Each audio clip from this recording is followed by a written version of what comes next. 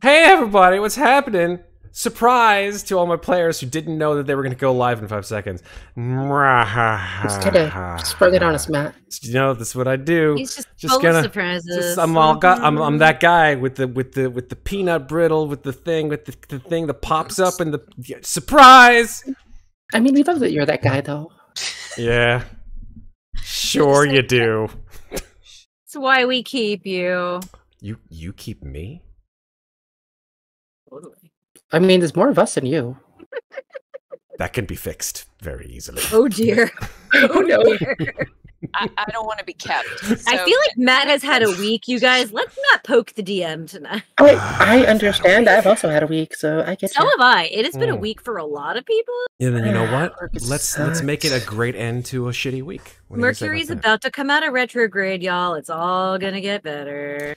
So yeah, hey everybody, welcome to Ravenloft Domains of Dread here on Slices and Dices. If this is your first time looking at us, why? We're awesome. We're friggin' fantastic. No, welcome. Sure, that too. Welcome. That's just trying the negging approach. It's fine. I'm just getting rid of the bad vibes. The bad vibes are. Matt's been watching Andrew Tate videos. I get Oh it. God, no. Oh man. Woof. You know, Sarah's I on finally fire have a tonight. reason to watch Star Wars now. It's because he fucking hasn't. Just so we're clear. There you go. Oh, all right. There you go. You gotta get rid of any possible alliances. I love it. I love it. This is a good reason. I accept this reason. We can be seen here Thursdays and Fridays, usually every week thereabouts, depending on the week. But tonight is an off week, so we are doing the Ravenloft Domains of Dread, and I'm happy to see everybody back. We are ready to play more. And if you are watching this on YouTube or VOD, specifically YouTube, go ahead and give us a like, a follow, and a little bell icon. That way you can know how many cool videos are coming your way when you just subscribe to our channel. Beyond that, I have nothing else to say except let's get ready to rumble. No, sorry, wrong game. Let's get ready to rumble. Yeah, you know, it just doesn't. Let's get the rumbles ready. But the rumble.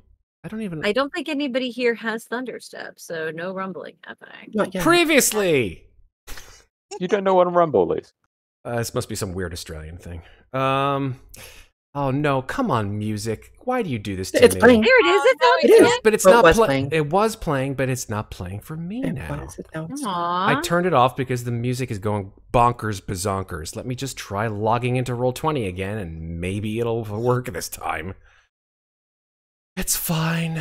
It's not screwing with my whole idea of how things should start. Here we go. Come on. Oh, there we go. Finally. Yes. You got this. I got this. That was There it all is. part of Hey! the plan. Okay, now I can Previously hear on you. Ravenloft Domains of Dread. Currently in the realm of Mordant, our fearsome foursome have investigated an object called the Apparatus, which seems to have the power to transmigrate or transmogrify souls. Although at one point in the past, this object, this device, was used successfully, potentially, in more recent times it was used unsuccessfully. The user of this device siphoning all of the living souls from the inhabitants of Mordenshire and causing their unearthly spirits to roam the plains of Mordant, unable to find any respite. The user, of course, being Lord Wilfred Godefroy, who utilized a magical rod, the Rod of Hutris, to power it, with the knowledge that its twin, the Rod of Rastinon, was unfortunately lost to time, and potentially was the reason why it malfunctioned in the first place. The four of you, meanwhile, having been tasked by Lord Godefroy to destroy the spiritual amalgam in his basement known as the Caller in Darkness, you found the Rod of Rastinon hidden inside. And then, of course, made good your promise with Lord Godefroy to obtain its twin, the Rod of Hutris. However, before relinquishing the rod, Lord Godefroy told you that only 2 creatures would ever want both of these rods, or either of them, and that would be if the apparatus itself were to be rebuilt, and that only 2 creatures in all of his knowledge would want to rebuild this apparatus. Azalin Rex, the once Dark Lord of the realm of Darkon, and the other, Strahd von Zarovich himself. Well, having finally found the objects of your search, you, of course, still invested with the spirits of your long-dead adventurer precursors, encountered a nefarious trap set by a glowing, red-eyed adversary that may seem familiar to some of you. Easily foiling your attacks, this foe grabbed the rods, obtaining one of them from Muadnhait and the other from Ginnifer before teleporting away, leaving you battered and bruised and contemplating the ramifications of what you 4 have now lost. And that is where we begin tonight. Episode 38. Yes, I will say this, that before the stream even really sort of began, we had already a Taroka pull, or at least a Taroka redemption from our friend JF Messin, who has done it for Louisa, saying, "Don't share your fears, they become reality." That one's for you. Yeah, that's actually good advice for her. It's very true, very true. So let's go ahead and do our Taroka pull meow and see what happens. All right, so we got our common Taroka deck. We're going to shuffle. Cursed again. I mean, it's a likely possibility considering how many you guys have pulled so far. So many of them. A lot. All right, so I'm going to deal 1 card. I knew at the beginning this would take a while to sort of come to fruition, but by 30, 48 sessions in that everything would be cursed. Yeah, we're pretty close, if not there. Yeah. Yeah, we're getting there. I think we have 10 that aren't cursed right now. Getting close. All right, so Megan, I've gone ahead and thrown you a card. Go ahead and pop it on the table, and let's see what we got here. I'm gonna just blow that sucker up a bit. Yes, please. 1. Consequences and chaos. Where is this card? Oh, there it is. Here it is. Where'd you throw it? It's there we go. Yeah, it's the the Transmuter. Transmuter. Interesting. Let's see if I can make this card just a smidge. Yeah, we definitely had her. I remember. Oh, yeah. Copper to gold. Oh yeah, the double boob. That's right. Yep. I remember unforeseen consequences and chaos. That definitely rings a bell. There we go. And now another one, Miss Deadeye, of course, having been pulled into this nonsense for Sarah. Thank you. I was feeling left out of being cursed. I actually said that before stream started. So thank you, Miss Deadeye. Wait a second. A third one. You guys are killing me. And we're out. This third one is GM rolls a d4. Odd as Mikmick, even as Amnestria. Oh, okay. I was like, Bring it. So let's just go one at a time, shall we? Because there's a lot to do. Yeah. All right. Transmuter. Here we go. Go. Yeah, this is me. Okay, so the Transmuter first is for Louisa. Yep. Here we go. The Transmuter has not been taken. Really? It has not been taken. Or if it has, either it has not been pulled or it has not been accepted. Yeah. We've pulled it, but I guess we haven't. Maybe we didn't accept it. We'll find it. Yes. Okay. I thought we did. Well, let's find out what she does and then we'll know. Isn't that the one that changes copper to gold? Yeah. Did you guys accept this one? And I think got that. No, we didn't because someone didn't have the money. Yeah. I didn't do it because it wouldn't have made sense. Yeah, we got this one way back in the beginning. That's right. And Louisa has no money, so I have none gold. You have none gold? None gold. Do you have any copper? If you have none gold, no money. then no money. Louisa has no money. Yeah, if you have no money, then this goes back into the deck and we pull another one. Louisa's as broke as she's ever been in her entire life. So well, there you go. So you're not cursed. So I'm gonna cursed, take this card. I'm not gonna put it back into the deck. I am gonna shuffle the deck and I'm going to deal another card because that did not count. All right. Oh. Wait, no, she just refuses it, doesn't she? Oh, you have to. You can't refuse it if she has no money. I mean, right? Oh, okay, gotcha. All right, so let me deal one more card. There's always a gold in her heart. Okay, Megan, there you go. Let's see what that is. Goody me. Let's see. See what this one is.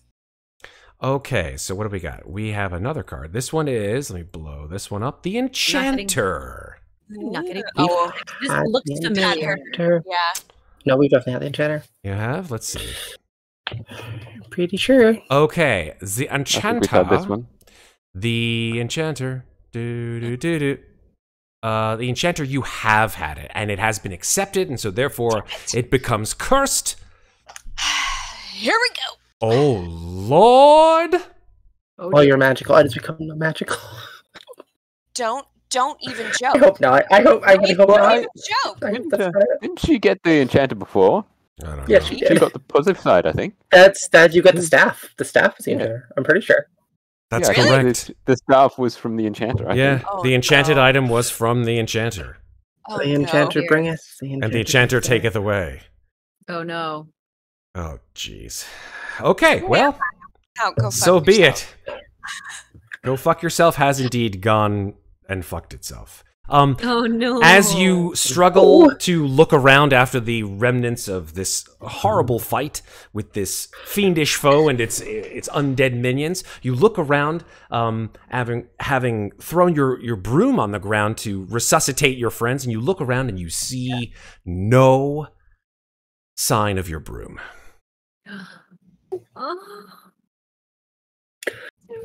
Shit. JF. Oh no! Oh no! I'm gonna meet you in a week. We're gonna have words. We're gonna have words about this. You sure you want to bring those foam swords? Oh no! She's gonna be like, I'm just gonna wrap an iron rod with this foam sword and just be like, beat you to death with it. I will warn you, he's actually pretty good with it. I'm sure he is. She's just gonna run at him with his fucking like iron crowbar and just pound his head in. No. Oh. All right. Well. Oh, that one hurts. All right. So, hey, the good news is that card now goes into the removal pile, so no more Enchanter. Oof. All right. Oof indeed. All right. Number 2 card. This one's for Sarah. So let me shuffle. And deal a card to Sarah. You are a deer. There we go. Yes. All right. A deer / Sarah / Moynat / anyone of your other personalities. Give us a card. I think I can't tell if we've had this one or not. Well, The miser. Oh, poor We've had the guy. miser. Those were irreversibly unhappy. the miser. What's he gonna do to my money? The miser. The miser has either not been accepted or not been pulled. Okay. I don't believe I've ever pulled this one. Really? He doesn't look familiar to me. This is great. Okay. Let me see how I can pull this one out of my butt. All right. I guess this would be kind of like for a deer in a way, because I don't think this would necessarily apply to Moynat, but maybe this would sort of transfer across. I think, Sarah, I'm actually going to throw this one at you if you decide to accept it. All right. Give me, as you sort of come to, after this battle with this glowing red-eyed foe, give me a little vignette of a deer having some kind of either object of great wealth that was taken from him, or like an heirloom, like a family heirloom, or like maybe even like not something physical, like a title, or like a deed to land.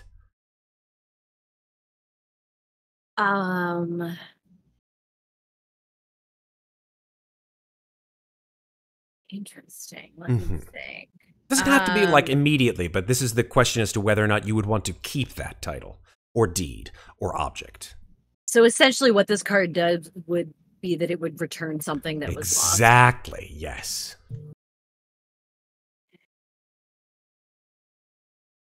Oh my god.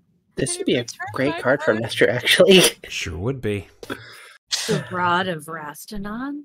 Oh yeah, that's more important than my Would that fuck your game too bad if I did that? I don't think that would actually have a connection per se to a deer, right? It has to be something of personal connection, like let's say, I don't know, a diamond necklace or like a gold ring or something. Can you tell me the actual wording of it's inherent. Yeah, the card is the PC inherits an object of wealth, such as a family heirloom or a title to land or property.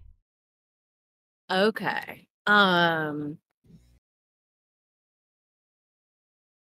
Then I think a deer is going to remember. Okay, I got it. A deer like is sitting there and is just overcome with this feeling of just like absolute desolation and lost, having had the rod and having just lost it, and is going to remember when they were a small child, rummaging around in their mother's things and finding this beautiful sort of bracelet like cuff that was studded. It was gold. It was studded with gemstones. It had like some very interesting filigree work on it, and they just thought it was really beautiful.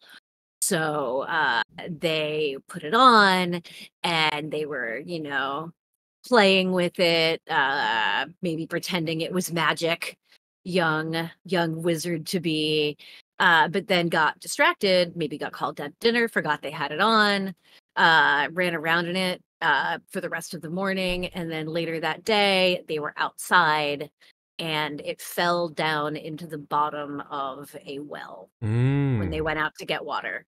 They lost this beautiful bracelet and felt really bad about it, but then had to go home and explain to mom what had happened and found out that it was actually a family heirloom. And no matter what the family did, they could not retrieve it from the well. It was just like the well led down to an aquifer. There was just absolutely no way of getting it back. Okay. And Nadir has always felt, even though mom was actually in the end very understanding about it, that kind of made it worse. That just made Nadir feel even worse for having lost this family heirloom. Awesome. So as Adir is sitting there and remembering this, or maybe maybe they've remembered this before, Adir sees in the grass movement, like coming towards them. And maybe Adir looks sort of like dagger. Yep, going for your dagger, like small movement through the grass, and you then see the grass part, and a emerald green serpent pokes its head through the grass and stops and stares at you with absolute crystalline blue slitted eyes. And fastened around the midsection of this serpent is that bracelet.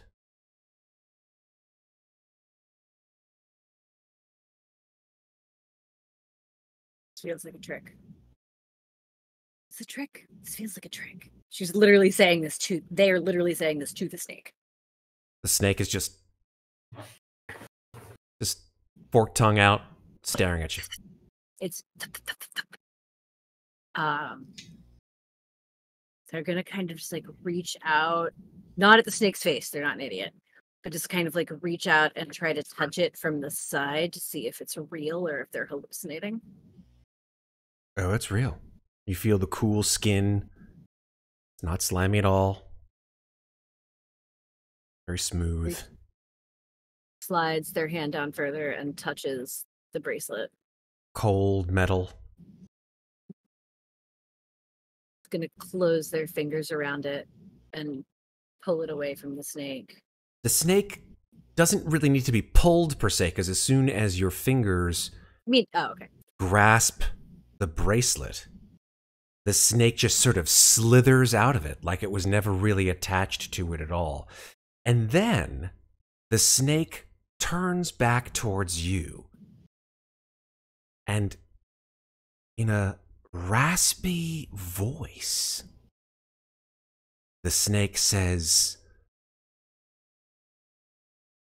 "You get what you get, and you don't get upset."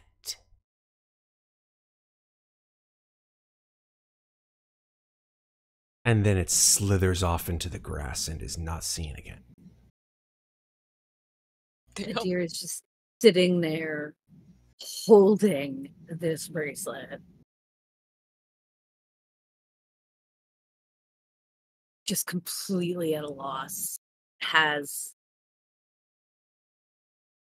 A deer is like this close to just having a complete and total mental breakdown, y'all. Just letting you know. Just a little bit more, chat. Just a little bit more. Come on, you can do it. Already super emotionally unstable, and then bam, kind of takes it, slides it onto their wrist, clasps it to make sure it is incredibly secure, and then just slides the sleeve down over it and just continues sitting on the grass trying to parse what just happened. Cool. I'd say that's acceptance, wouldn't you say, folks? I think that's acceptance. That's acceptance. Accepted. No, Like, yeah, 100% acceptance. Okay, kind of cool. like accepted without even realizing they're accepting, but definitely accepted. Cool. Like, all right, let me is mark. way too much of a mess right now to think this through clearly. Let me mark the miser as being accepted, and put it back into the deck. Sorry for whatever someone loses later. Yeah, that's my thought. Probably Because me. it's gonna hurt. It Let me will. tell you. Let me recall that card back to the deck and shuffle it. And oh, actually, wait a minute. Sorry, I messed up here. Well, you can shuffle the Enchantress back in too. Yeah, hold on. Louisa's turn is over. Oh, Well, the Enchanter's removed, isn't it? Yeah, the Because Enchanter- the curse was taken. yeah. The Enchantress, no, because it hasn't been taken either. The Transmuter. Or not, This sorry, card the here. Transmuter. Yeah, this Wrong- card should wrong be one. Sorry, you removed. can take the Transmuter back. Yeah, so Yeah. that will be removed. And let me now go ahead and... Actually, wait, the Transmuter shouldn't have been removed. My bad. No, Because- Transmuter goes back in the Back deck. in the No deck, one's too. taken it yet. Yep. Let me go back to the removed cards. And where's the Transmuter? There it is. And put it back to the deck. Sorry about that, folks. Too much card It's weird. stuff. I feel like if the Transmuter like cycles up your money in a game where we mostly have gold, that's actually not that great because like I don't have any copper to become anything better. That's fair. That's totally fair. But it's one of those. But then if it like it's like it might actually be a weird thing that like depending on how the cycle rotates, the curse might actually be better than the good one. Okay, so now according to chat, as per the wishes of JF Messon, we're gonna do another poll. This one is, where is it? There we go. A D4 odd as Mikmick, even as Amnestria. And by the way, just to make things nice and even, we did have another redemption. This one from Ironhead, giving a PC inspiration for Muadnhait. Oh, thank you, Ironhead. Thank you, Chick. All right, so let's roll that D4. Sure, she gets a family heirloom and inspiration. Thanks, chat. I lost my broom. That's an even roll. Wow. There's some salt tonight. Fine. There is some salt tonight. I'm Whole just playing. team. I love you all. That's an even roll, which according to what I think I'm even. it does say I think you're actually a little odd, but I like that about you. even as Amnestria. So this does go to Amnestria. Yep.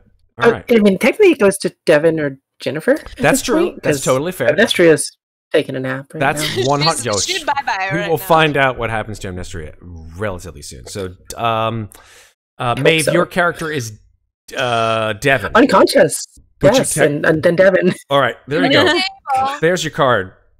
What'd you get? Where my card? I don't What know. Let me happens to find out. Devin while he's unconscious? We'll find out. We'll find out. This comes to him in a vision. All right, here we go. What do we have here? Mystery and riddles, the unknown, those who crave magical power and great knowledge. Guess what? You The got wizard. The wizard. I am a wizard. Oh, this is perfect for Ginnifer. She's a fucking wizard.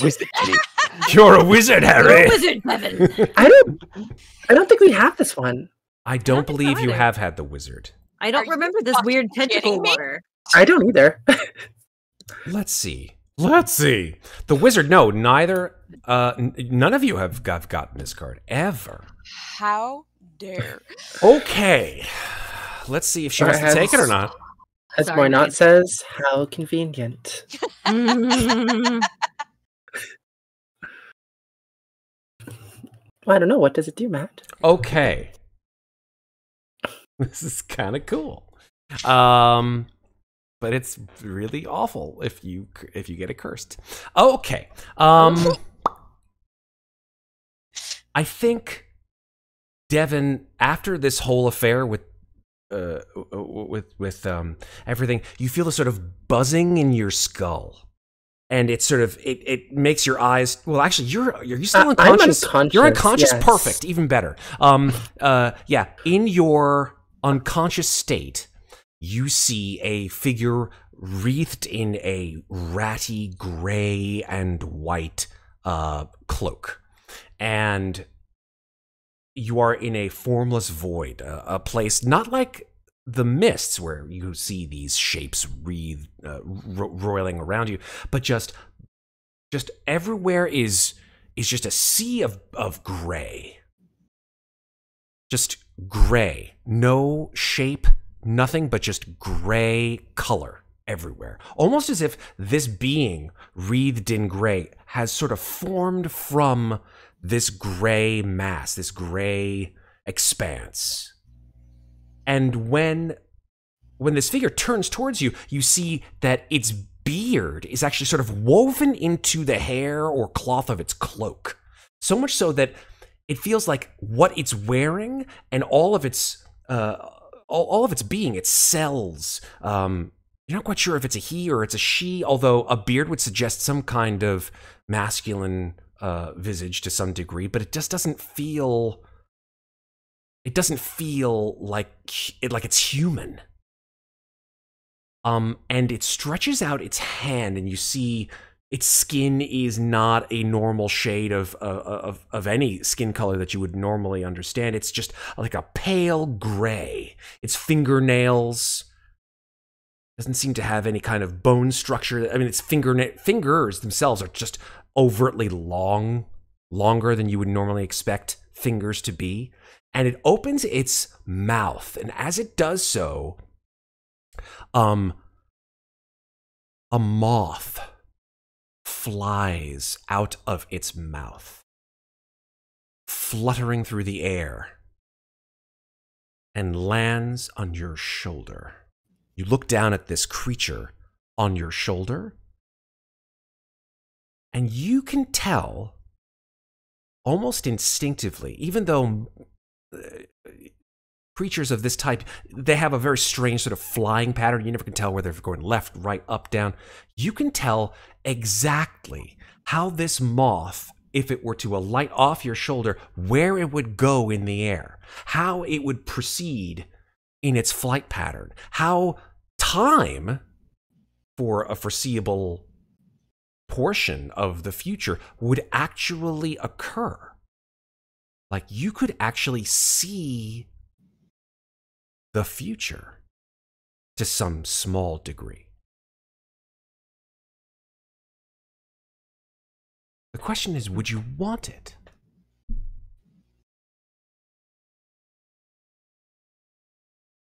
So Devin's not a wizard. This is completely new to them. Being able to control spells and magic, and it's never been something they've been able to do. I mean, that's why they relied on the sword. But I think given everything that's happened recently, going back to the place where they died, finding out that they are, how can I word this? I think given everything that's happened, especially not knowing what happened to the rods, where they are, if there's any way to recover them, I think perhaps having some semblance into that future would be a good thing. Okay. So as the moth flits off your shoulder, you grab your hand out and you grab the moth in midair. And then you feel it start to sort of change in your hand. It starts to grow in size. And as your hand begins to expand, you see that the moth is beginning to become extremely large, more than you would expect any insect of this type. So you try to sort of move your hand, but the moth won't get off your hand. It actually starts to envelop your own hand. You begin to feel like this creature's size is actually consuming your own, and you wake up from unconsciousness. Interesting. Ooh. So, mechanically speaking, you gain the ability to divine the future, as this wizard is a divination wizard. When you gain this feature, or in this case, this is actually quite a powerful ability. When you finish a long rest, roll a d20 and tell me what that d20 is. You can replace any attack roll, saving throw, or ability check made by you or a creature that you can see with your result. You must choose to do so before the roll. There is no side effect for using this feature. For now. Okay. Is this Now- a permanent or a 24-hour thing? That is it. Ooh, so it's Wait, so now I have two permanent things. This is you permanently got a portent. This is a permanent portent. Okay. Question. Is that just something Devin has? Or is that something Amnestria will have? Guess you'll find out. Shit. Well, I don't like how this... well, we'll find out. It's okay. Anywho, There you go. I mean, I'm still injured, I presume? You are still injured. By the way, this is in the same way, yes, this is a divination feature. Divination wizards get this feature called Portent, which they get to roll actually 2 d20s and record the result of those two, one high, one low, or they get to use it, in any regard. But this is just one. That's fair. I mean, single d20. I'm fine with that. So yeah, I jolt up and the hell? What? Huh. Oh, thank the gods. And seeing that Devin is conscious will kind of snap a deer out of their weird stupor, and they will kind of crab scramble, don't get off the ground fully, just crab scramble over to where Devin is on the ground. Okay. And hug the shit out of him. Oh. Devin's definitely gonna hug you back, pretty tight. I was worried I was going to lose you again. Yeah, same. I don't like this. I don't like this at all. I kind of, yeah, no, but this is good. This is good. This is good. I just kind of lays there for a second with their head on your chest, listening to your heartbeat. Okay. Devin's just gonna bring their hand up and just start stroking your hair as they look around, seeing everyone else is conscious and be like, well, okay, I guess it worked out. We're all still here. That's well, that's the good news. Devin says, kind of like sitting up, doing like one of those like scrub the face with the hands, like gotta pull my shit together. Might even do one of these little things. It's like, well, that's the good news. The bad news is we lost both the rods. I know. I was there. I remember. Know. I'm just saying it out loud. Right. Can y'all If I travel? may say, I wouldn't really worry about the rods. Time is like the ocean. You lose things to the ocean all the time, but they always end up back at the shore. Maybe not in your hands, but in somebody else's hands. I was about to say, I lost a hat once, and it did not come back to me. So, I mean, in time, everything does. At the moment, our ship was damaged, and we're most likely about to head into a storm, but we're all still here, and that's the important part. Well, I'm more worried about whose hands those rods are going to wind up in, if not ours. I mean, it's nice seeing you, Mr. Positive, Ren. You were really kind of bumming me out for a while. You could say that battle knocked some sense into me a few times. But Speaking second of that of battle, all, Devin, I think you may want to look in the mirror. I think your makeup's run a little bit with all the blood all over you.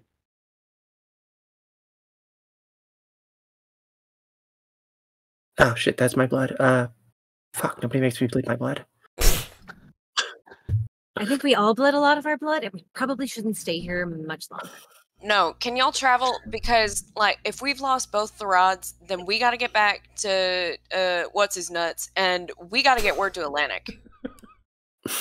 Do you mean Van Richten? Yeah, sure. Van Hoo-ha. I don't care. You should call him that. Actually, that'd be kind of funny. I got plenty of names for him. So don't the lady in my head, she does not like him.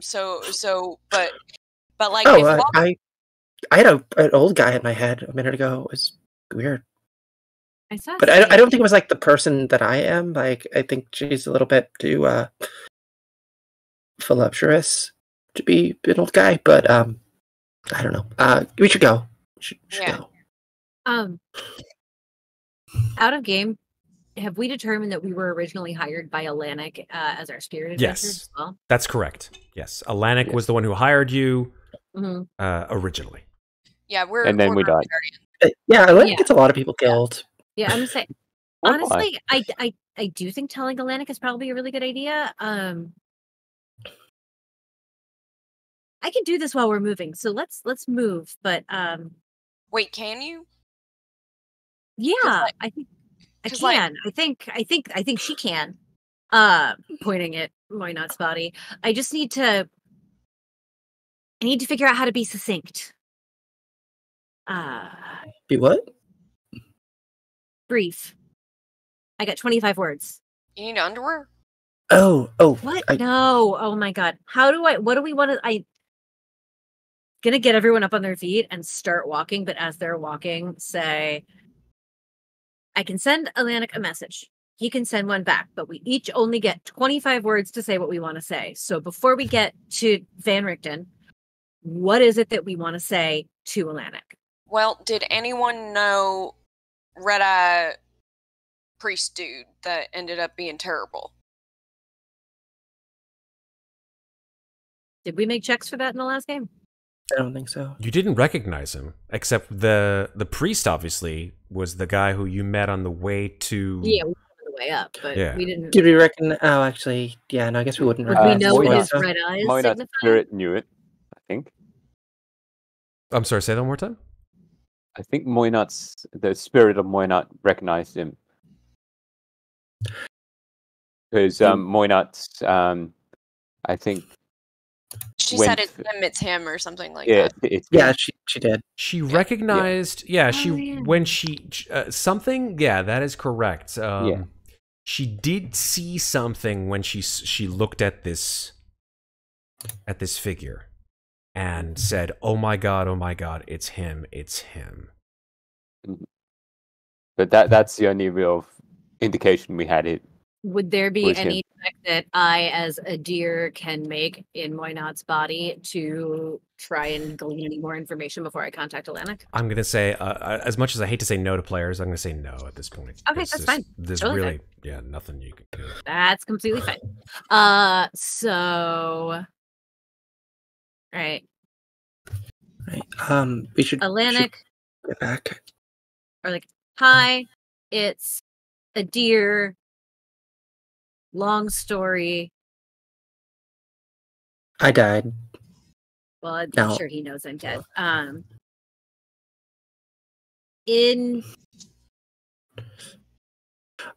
We found the rods. Found Wait, both rods. Sorry, does he lost know there's 2 rods?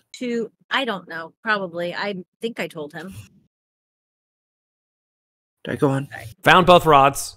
That's 8. Oh, sorry, found rods. Lost both rods. Found rods. Found rods. That's Rods 7. stolen. Lost to red-eyed priest 11. in a stranger's Find. body.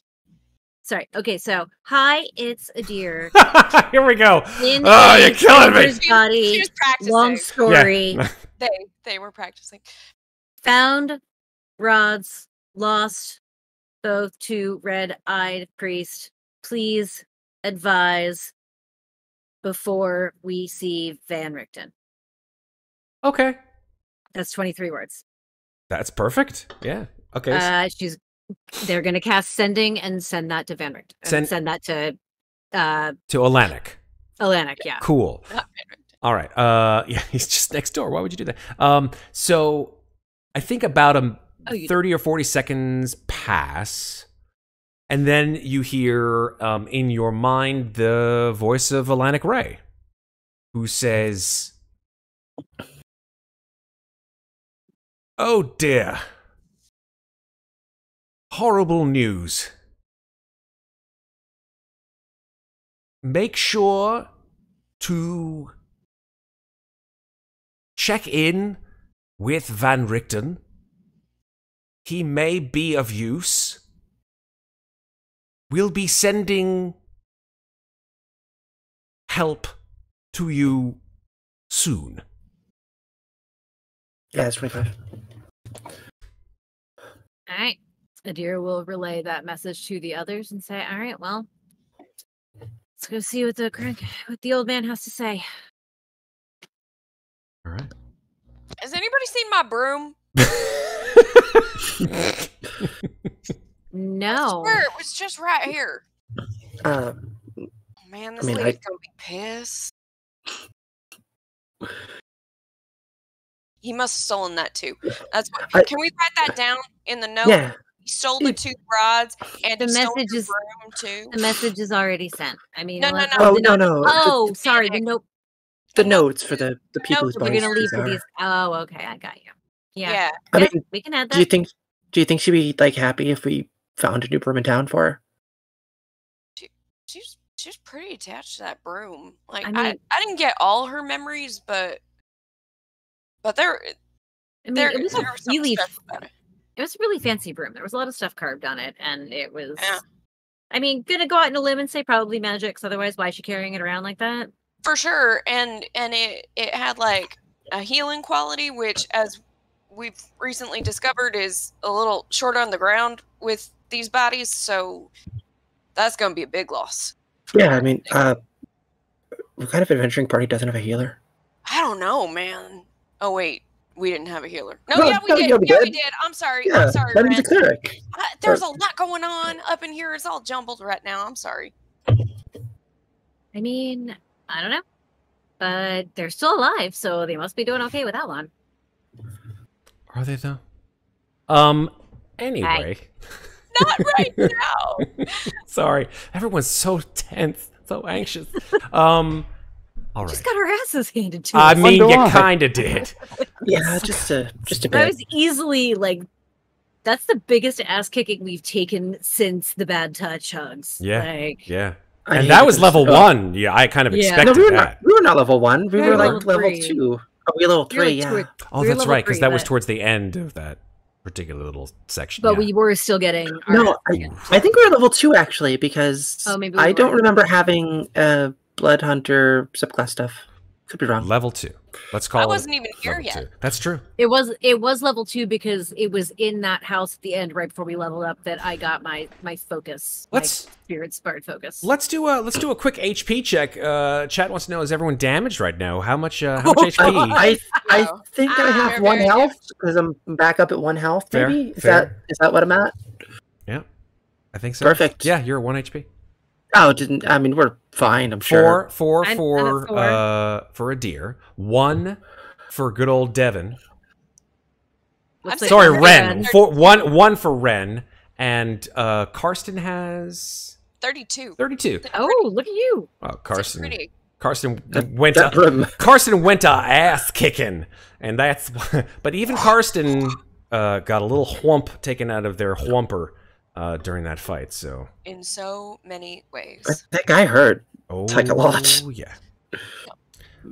So as you walk back along the road from the house on Griffin Hill to Muadnhait, you hear the sound of the surf once again as you approach Arden Bay, and you begin to see the deer feels strangely drawn to the ocean, but can't figure out why. They were never much of a swimmer.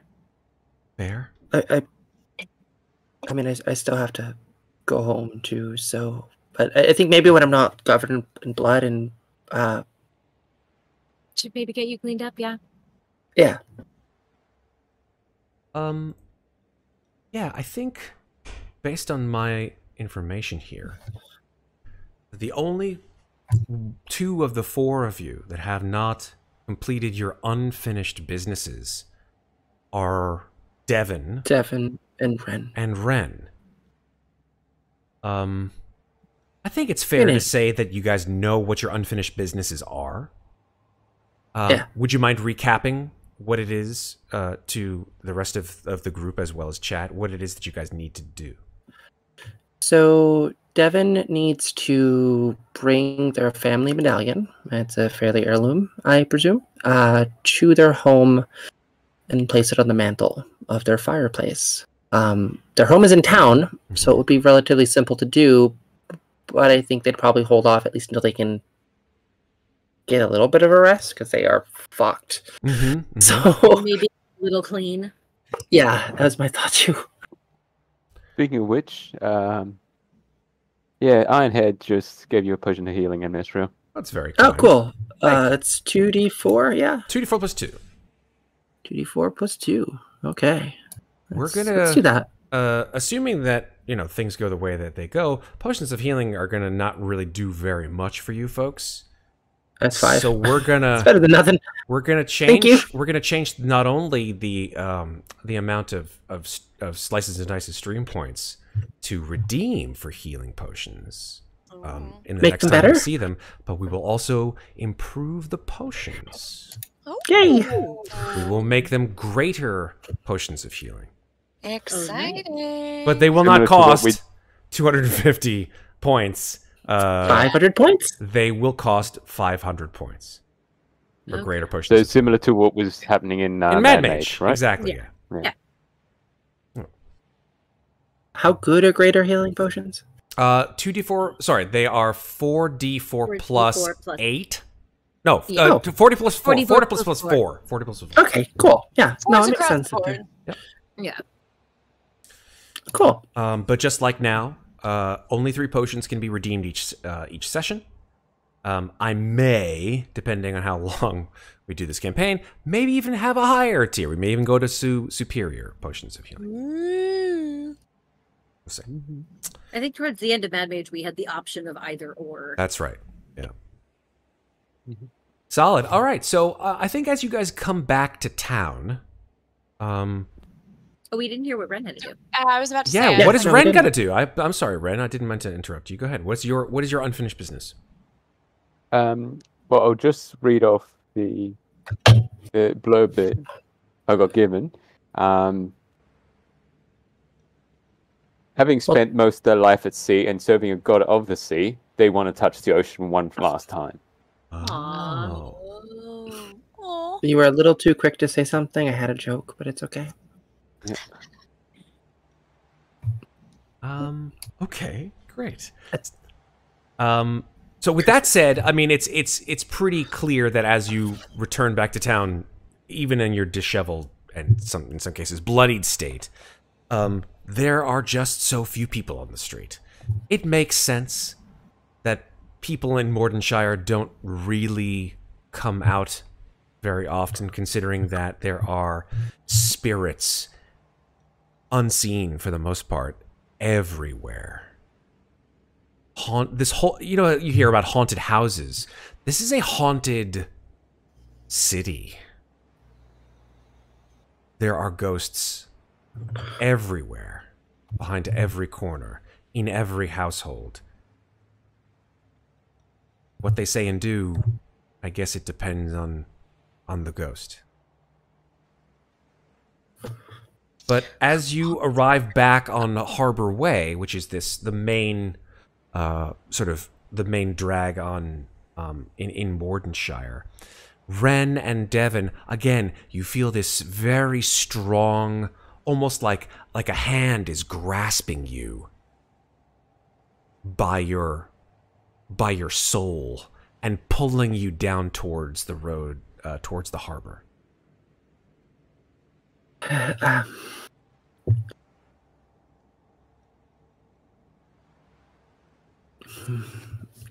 You feel it again, Devon?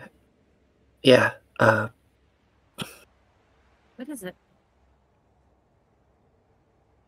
I just feel drawn down the road.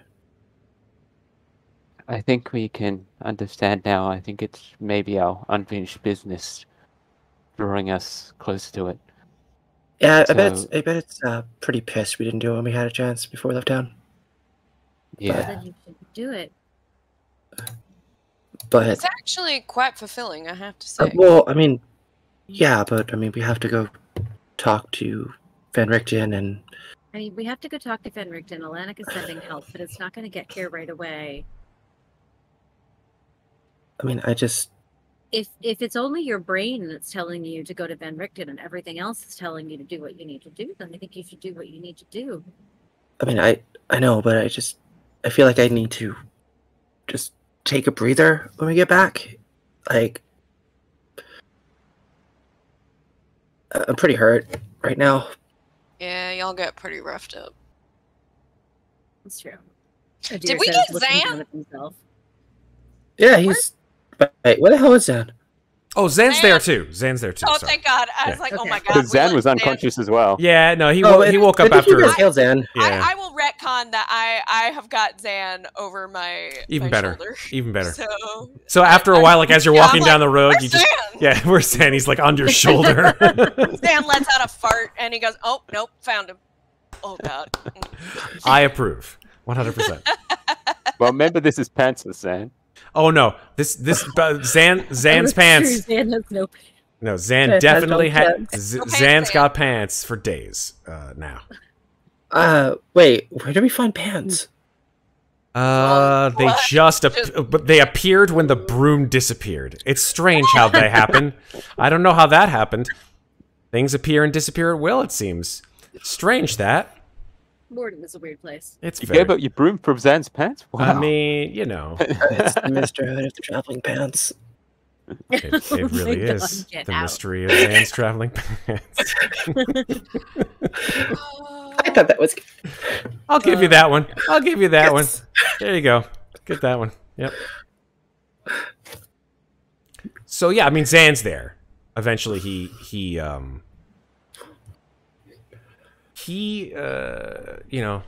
comes to. He starts talking, but not that much, right? He feels like. I think after a while, he basically shuts up. He just has this look of sort of embarrassment, actually, on his face, for the most part. Like he's sort of like hugging himself, cross-armed. He's got this dour look on his face, more so than normal. Hasn't said very much. I mean, Dan, you okay? I'm fine. Leave me alone. Is it the fact that you're not quite yourself? you know, your body isn't no, quite what you were hoping? Honestly, I don't really give a shit about the body. The body is not the problem. The problem is that I got my ass kicked. Zan, we all got our ass kicked. No, I mean like I went down like a fucking sack of potatoes in that. I mean, it's not the first time you've gotten the short straw on things, I think. And I don't think No, that it's the that body first is time you've exactly, gone down like a sack of potatoes. Yeah, Thanks. they look. Wait, come on. Oh, go ahead, the deer. Sorry. I don't think that body is exactly built for violence. Listen, it was definitely built for something. I just don't know what. And I'm not liking it. I'm just not comfortable in it anymore. So, are you saying you're not gonna stay in their body? No. Heck no. Oh, good. Thank God. Well, whatever gods you get. It's not important. Great. I'm sure they'll be happy to have their body back then when we're inevitably leave. Yeah, whatever. I mean, can't be any worse. Wait, actually, Santa, do you have unfinished business? Oh yeah, totally. What was it? He sort of scratches his chin. He's like, "What do you mean?" Well, what was your unfinished business? It's kind of a personal question. You ask me. I mean, we're all friends, Sam. And we all know what everyone else had to do. Why won't you tell us? Maybe we can help? Oh, no, it's already done. It's a done deal. Did you Oh my God, Zan, did you have to get laid? That's, yep. Zan's face turns a deep shade of red, and it's like, you make it sound like it's like a bad thing. Nobody's judging. We're just asking. I don't know. I'm just pointing over at a deer. I'm just having a really hard time figuring out how that was unfinished. Well, It's nothing to do with like. It's not like I've never done it before. Like when I was alive, it's just Like exactly. Yeah, I mean, but there were some things that I never got to experience, and I just thought it would be kind of. Can I bullshit check Zan? Because I'm actually really curious now if they have or not. The entire time. Yes, that's my thought. I think I might actually have to. What would it be? As well. Insight? Oh yeah. I have to. Deer doesn't know. I only got a 5. Nope. Zero idea what the hell he's talking about. 14. 14? Get the idea that he's not lying. He just doesn't want to give up the information. He's like super embarrassed about it. It's okay, buddy. We won't pry anymore. Cool. Yeah. I might, but that can wait until later. Yep. No problem. Can't wait to get out of this body again. Again? Again? Yeah. Yeah, I mean, back to what I was like when we were ghosts. Whatever, that stupid shit. Wait, that was enjoyable for you? That was fucking terrifying and horrible. What are you talking about? Oh, no, I don't even man. remember being a ghost. That was amazing. Kidding me? Huh? Oh, yeah. Awesome. I don't even remember it. That's weird. Huh. Whatever. He walks off. Wait, wasn't Carson carrying you? Oh, he put him. I'm assuming Karsten put him down. It's not like he had that whole conversation from fucking Karsten's shoulder like a parrot. I was hoping so. Just been holding him out in front of him, like he's a doll. Like a toddler or a doll, and being all like, "Who did? All right, here, and then let's turn you around. All right, I'll set you down now." My God. Oh boy.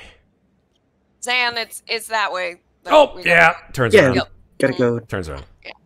So cracks his knuckles. Where are you guys? Where are you headed? I don't even know. Like, what's going on now? Like, we're going back to Van Richten's. Yeah, we're limping our way back to Van Richten's. Oh, okay. Zan, buddy, you really gotta read the quest text. Sorry, I don't read. That's a shame. Waste of time. It is absolutely not, and I will go to my grave fighting you on that again. You did. I did, and I said I would do it again. Okay.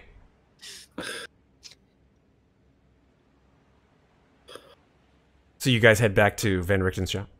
Yep. Okay, that's the opposite direction to where this sort of feeling is pulling. The pull is Ren. Oh. I'm just saying.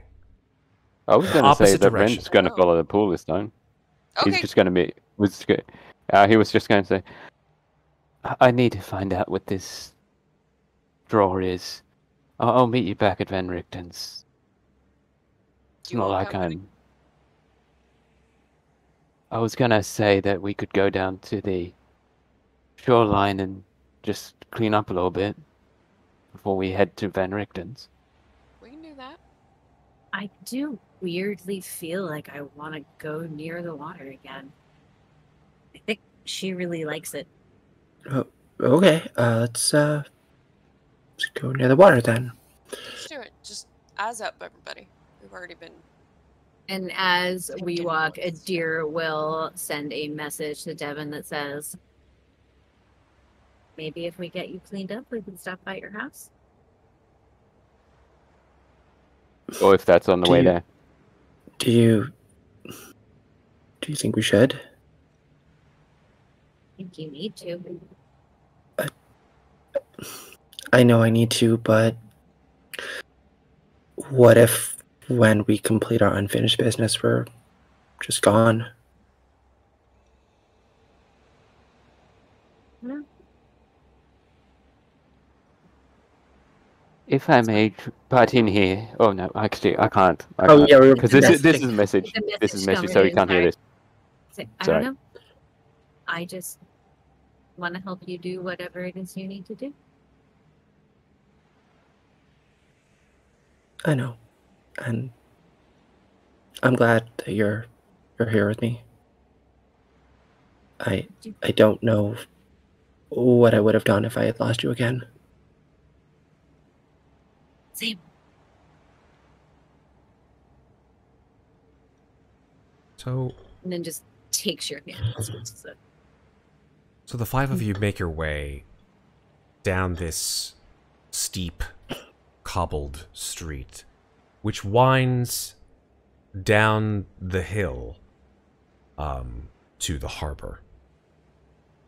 And there are the same inimitable row houses that you see. Have any of you ever been to, I guess the closest modern day Probably not. version of it is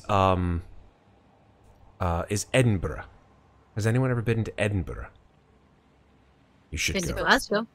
Glasgow's very similar, I guess, in some Okay. regards. Yep. Row houses, right? Steep cobbled streets, hills, row houses. Okay. Tall. They don't have thatched roofs anymore, but they did obviously a long time ago.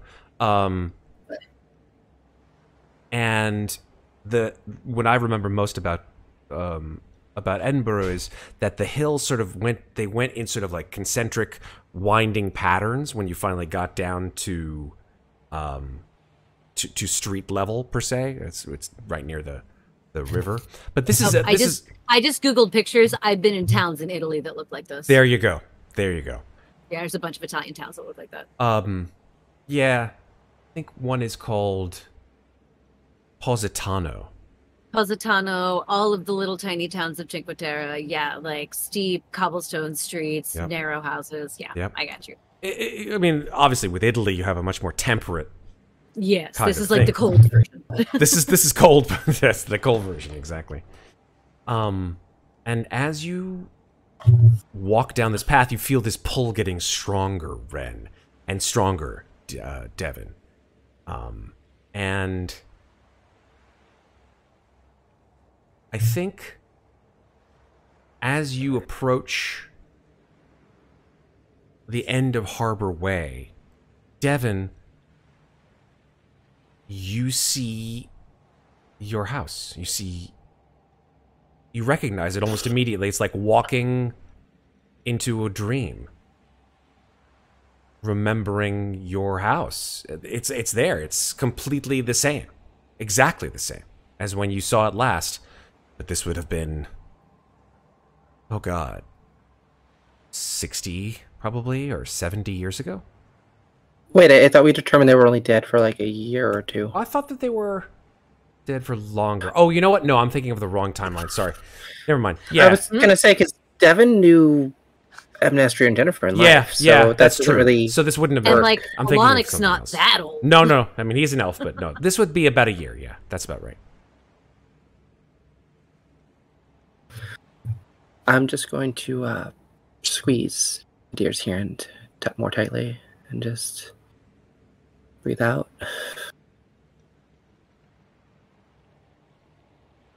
Do you know any spells that could clean me up a little bit? I used to, but I don't think I do anymore.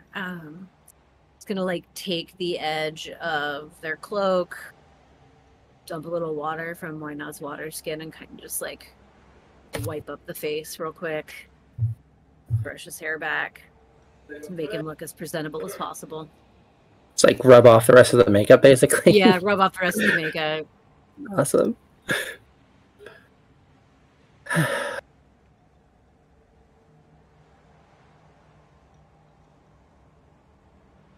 Do you want to go with me? I think Of course. I need to. do. I wouldn't have it any other way. All right. Just gonna look over at the others. Are you okay if I step off for a minute? Feel comfortable going alone? Actually, I was just gonna have a deer come with me. Y'all feel comfortable going without us? After what just happened? It's just a house. If I'm we just need you, asking. we'll call. If we Okay. need you, we'll call. All right. Yeah, I mean, we both Kinda, have like, that tap their temple, like, we need you, we'll call. message. Yeah.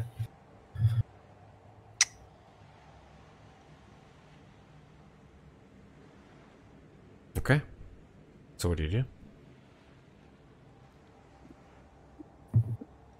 Just gonna like let go of Adir's hand for a second, just sort of like try to clean myself off a little bit, make myself look as presentable as possible, as much as that can be, given the body I currently inhabit is rather bruised and bloodied. I'm sure Ginnifer's clothes are probably stained with, Yeah. the various injuries that they had. All right, I'm ready. Let's do this before I change my mind again. Does anyone live here? Do we knock, or do we just go in? I mean, there used to be people that lived here. I mean, Deer's gonna reach up and knock on the door. No response. I try to turn the handle. Doesn't turn. Wait, hold on. Starts patting pockets, reaching into tight leather. Produces the skeleton key. Where did you hide that? Or where did she hide that, I guess? It's really amazing what Hasn't this skeleton this woman key has been hidden used? in her Not leather. today.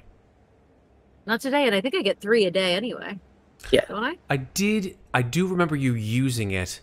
You Yeah, used to open it the house. to open the house. I get 3 a day. So Wait, which? Oh yeah, no, you used it to open the gate to get into the manor.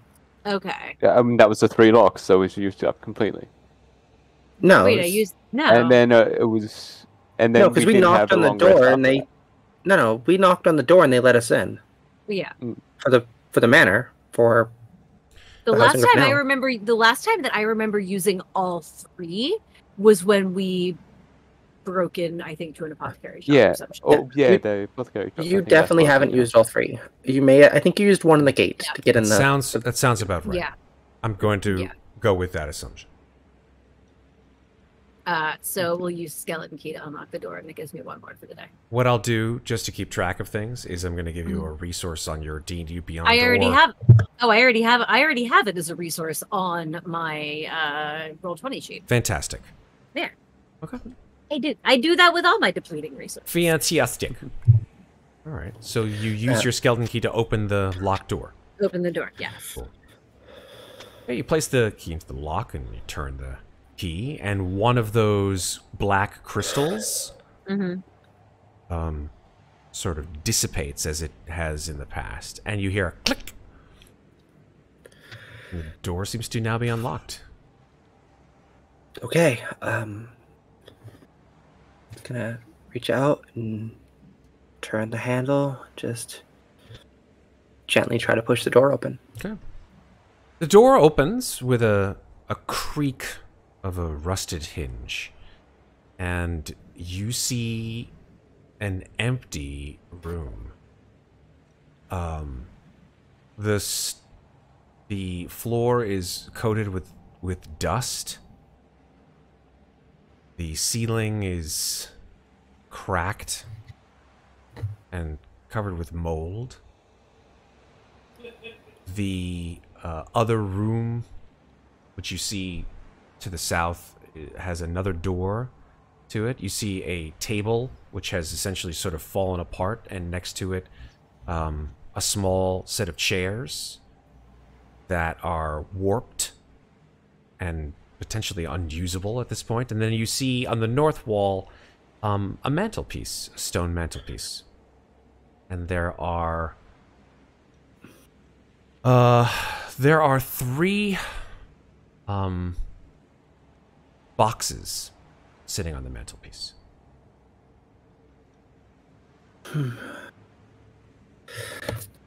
This place looks bad. Are we really dead for that long? I don't know. Maybe when you died, everyone left. Sometimes people don't like to stay where they have sad memories. Yeah. All right. It's gonna reach into Ginnifer's jacket and just take out the medallion, just to start walking towards the mantle. And Deer follows, still holding your hand. Once again, sorry, my music is not working, and I think it's to do with Roll20, so apologies, folks. I'm going to try one more time to make it work. I'm hearing ambiance. Oh, no, you should hear you guys will hear it. Again, it's a stream thing, okay. so apologies about that. Oh, gotcha. There we go. Much better. Okay, I've got it. It seems like I have to refresh. As you enter the house, you hear the tide rushing. You walk into the house, and it's so small. It's smaller than you remember it being, Devin. It's so very, very small. There's like a small kitchen / living area. You see stairs going up, but they're broken, like completely rotted away and broken. If anyone lived here anymore, they certainly don't now. The ceiling itself just sounds like it could come down at any moment. You just hear the creaking of wooden planks and groaning of the whole house, almost like it's about to teeter over. But there's that mantelpiece.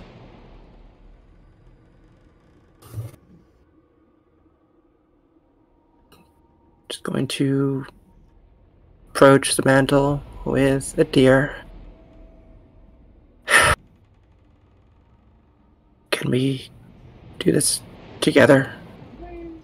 Of course. Put my hand over his hand that's holding the medallion. Just gonna take a pause, look into Deer's eyes,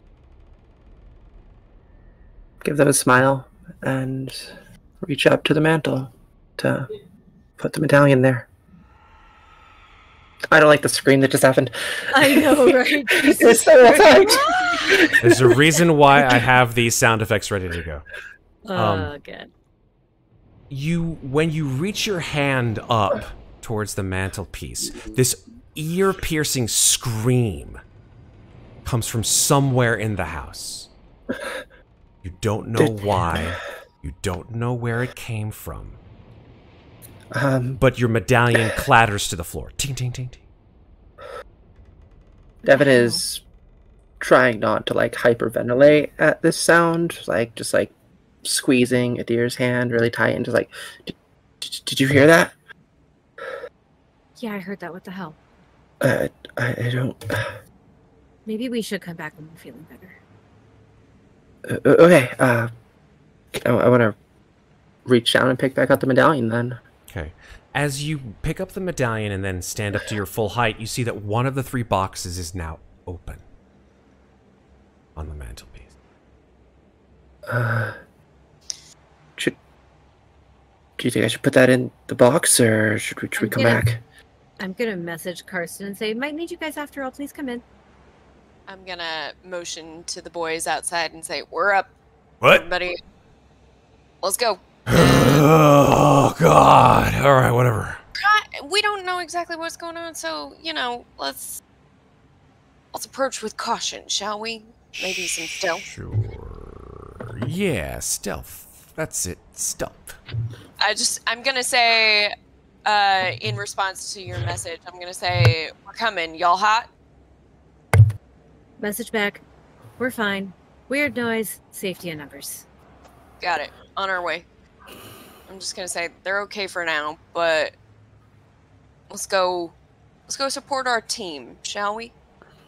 Karsten, it's probably best if you keep your eyes on a swivel. I think Always. you are the most perceptive of both of us together. Yeah, this lady's got hearing like a bat. I gotta tell you, it's weird. Hurry her up then. All right, we come and we'll open. Seeing that the door is already open, I'll open the door, but we'll stay we'll stay outside the door. Okay.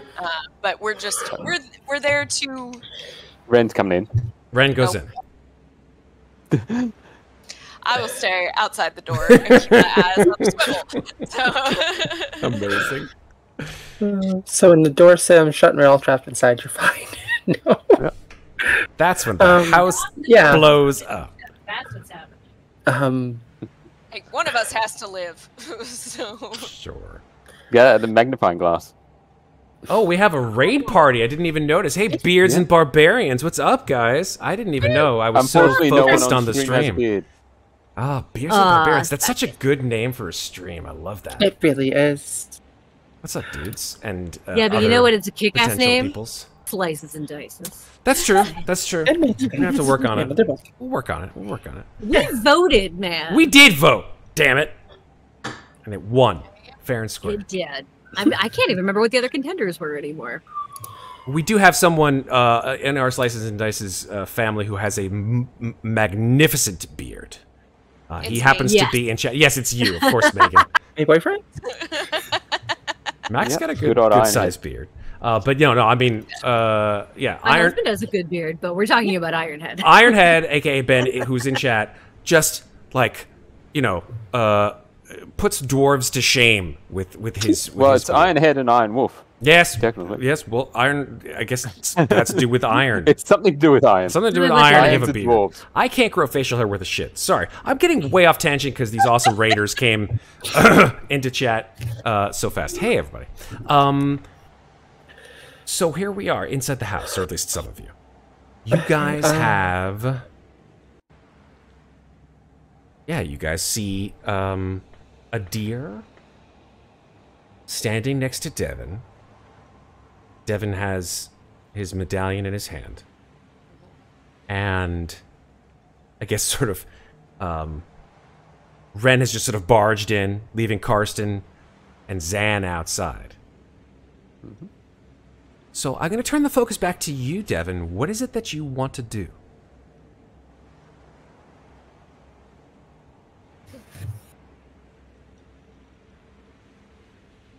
gonna reach back up towards the mantle with a medallion. Is that the box that it lives in? Can I roll a history check to see if I would remember that? Yeah, absolutely. Totally.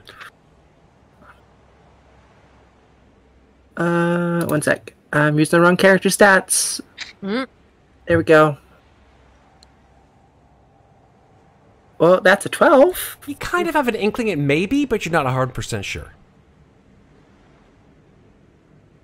Do the other boxes have other medallions? Or You don't know. They're closed. Y'all need the hat. I don't know. Yeah, Make a check.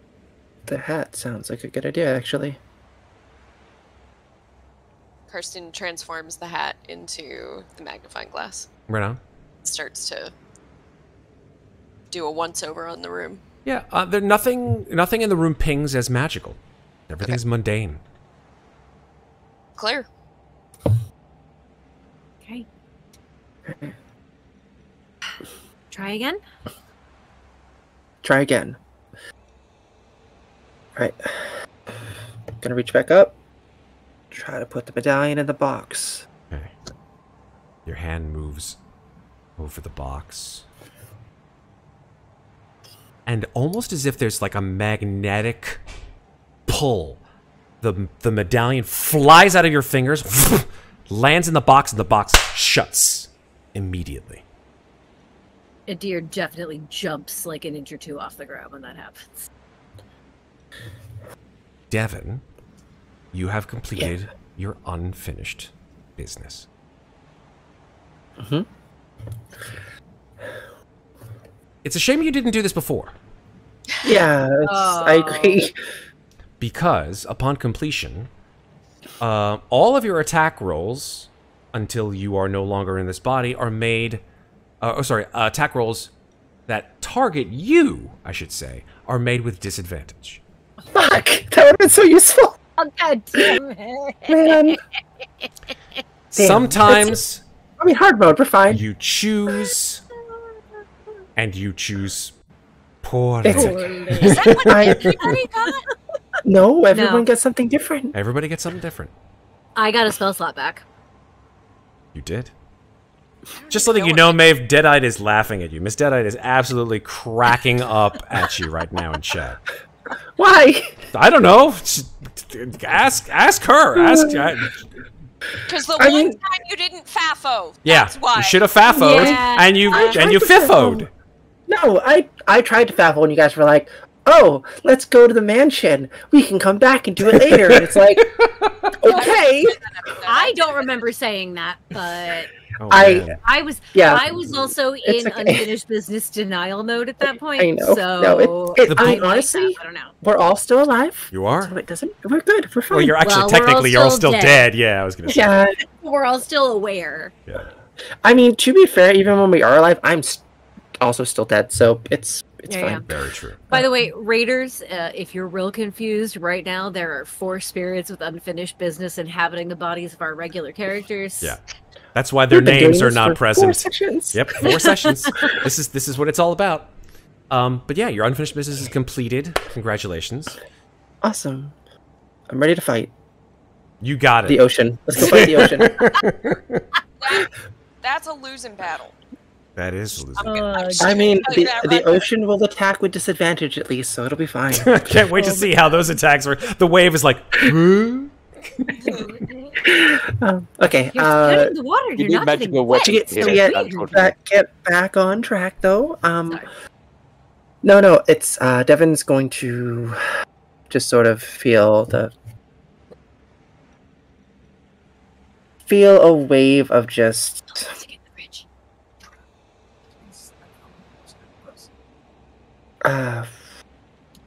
acceptance washing over them, just knowing that they've done what they needed to do. Yeah. To sort of pull a deer close and just whisper in their ear, "Thank you for doing this with me." Of course. Adir kind of like pulls back and looks up and says, "Still here?" Yeah. For a little Right. while. Ren. Gonna turn to Ren and go, Yeah. Ocean? I was gonna say, Ren, as you hear the word ocean, but the reason why you don't really hear it is because your eyes are just focused out the window of this rather small house at the ever-present ocean tide that is essentially, at this point of the day, you're at high tide.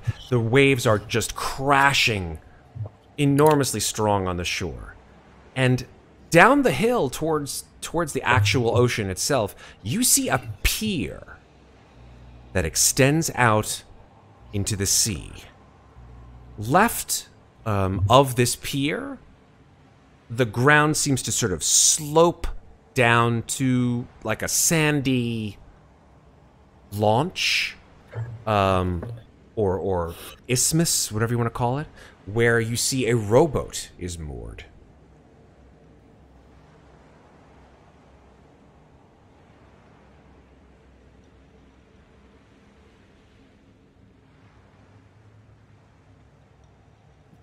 So yeah, Renton's just lost his own mind and he's just staring out the window at the ocean.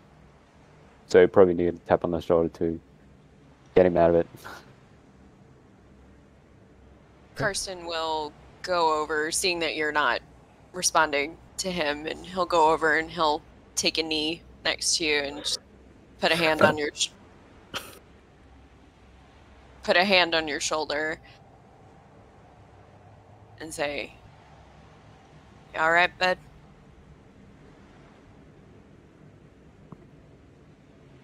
And as soon as the hand touches his shoulder, he just immediately snaps out of what he was focusing on. Yeah, I guess so. Just the more I'm away from it, the more lost I feel, if you know what I mean. Away from what? And he just points out the window.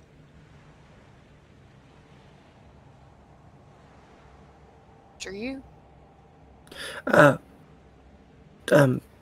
Sorry, Ren. Sorry, Carson. Should we write those notes before we do this? Because we could just disappear when we're done, and if they don't know what we've experienced, they're not going to have any idea what the hell to do. I thought we already did that. I know that... we wrote a few things. Yeah, we did write a couple things, but... I haven't written to him since we lost the routes, though.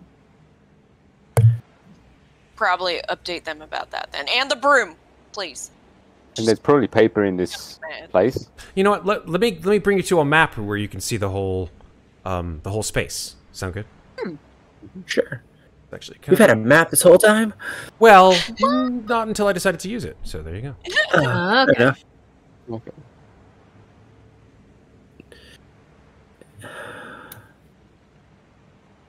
Oh, it's a little bitty house. It is a very small house, but it juts out just next to Harbor Way Road. You can see this pier here and this rowboat here. Can we look around for anything useful in the house? Sure, you could make an investigation check if you'd like. Sure, I'll gladly do that.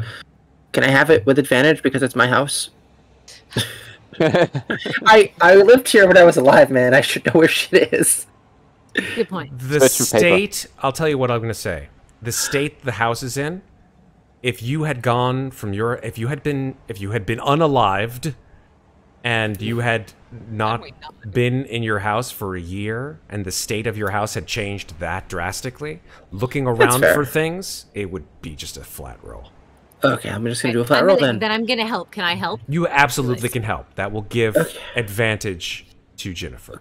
Cool. Then... Well, there you go. Oh, well, I'm going to take Adir's roll. If you do the help action, it basically allows her to investigate. Your investigation is a nat 20, which is totally great, but the help action gives... I did not think I was going to roll that high with a plus. I'll roll again. It's fine. Roll again. 16. That's a 16. Okay. 16's not bad. Okay, what are you looking for, specifically? Paper. Something to write on. Or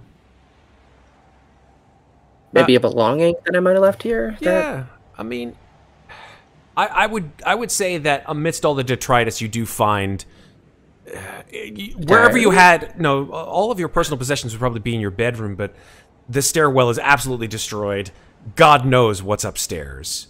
The whole ceiling is rotted and filled with filth, so getting up there is just not going to happen unless you can somehow go up through the roof because there's no windows on the top floor. So actually, there probably wouldn't be a way of getting up to the second floor. I mean, I could Misty Step up there. You sure could, actually, yeah.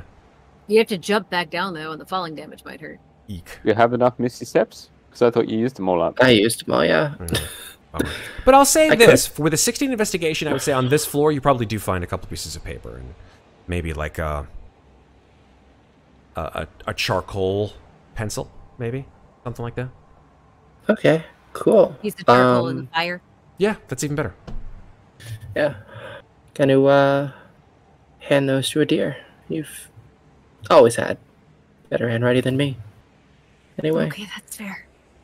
And a deer will add in everything that has happened to them since the last time they wrote the note. In brief. So the... Stop that microphone. So the fight, the losing of the rods, the message to Alanik that he's going to send help and that we should check in with Van Richten. Okay. Wait, didn't you draw a picture of that apparatus thing? Yeah, I mean it's in the spell book here. I mean, can we give it to them too? And also, it's in Ginny's spell book, so they'll have it. I mean, I don't know if she would appreciate me ripping pages out. I don't know. But well, I can add in the note. Well, I'll just add in the note that there's a drawing of the apparatus in Ginny's spellbook, or in this in this body's spellbook. Also, can I look at the drawing? Is it any good? Yeah. I mean, I think I rolled an at 20 on it, so I imagine it's okay. You're obviously talented at drawing things. Can you draw a picture of the rods and maybe that guy? I mean, I can. So that they kind of know. Can I try? I can describe what he looks like. Like I describe what the red-eyed priest looks like, and how we got our asses handed to us in the fight. Yeah. Can I try to draw a picture of him and like a picture of the rods? What would that be? Yeah, performance. Performance. Well, I'm not terrible at that. That's an 18. Yeah, I mean it's a pretty decent rendition. Heck yeah. I also want to She's given him a grizzled scar.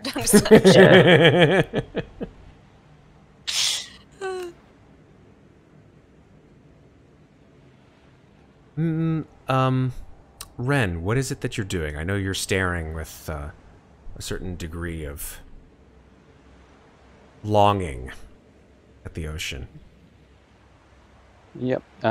Well, as I said, Carsten took him out of his what would you call it?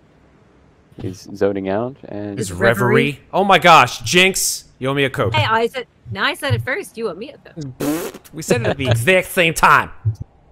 I heard you after me. We'll blame Discord. Yeah, we'll blame Discord. And I think I'll bring you a Coke next weekend, man. Yay! There we go. Make sure it's a Coke Zero. Keep going. Picky. Well, I think after a while, looking at the rest of the party still investigating the house, he'll just walk out on his own and just head down to the rowboat. You can walk. You have control of your token. Yeah, but Cabe's just in the doorway. That's all. You can walk through Cabe. It's fine. We're both the same size. That's totally fine. Just walk around him. It's not going to stop you. Around them. Yeah. Okay, he's just gonna walk down. Walk down to the shore. Should we follow him? Walk down to the rowboat and just hop in. What's your passive perception? passive is, I'll double check for you. I think it's only like 13 or something. Okay. I'll double check. 14. 14? Okay. So I guess we're not following. Okay.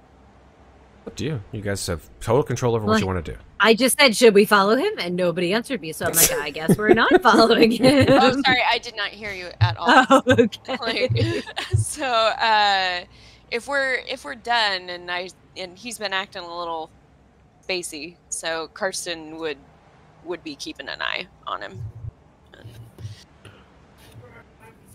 Okay. So, yeah. So he'll at least follow a little, like, but doesn't want to intrude unless That's fair.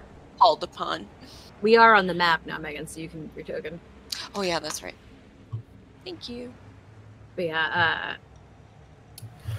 Devin's. I mean, do you want to go after him? I mean, I don't know. I mean, maybe he wants to do it alone, but we should at least make sure he's okay.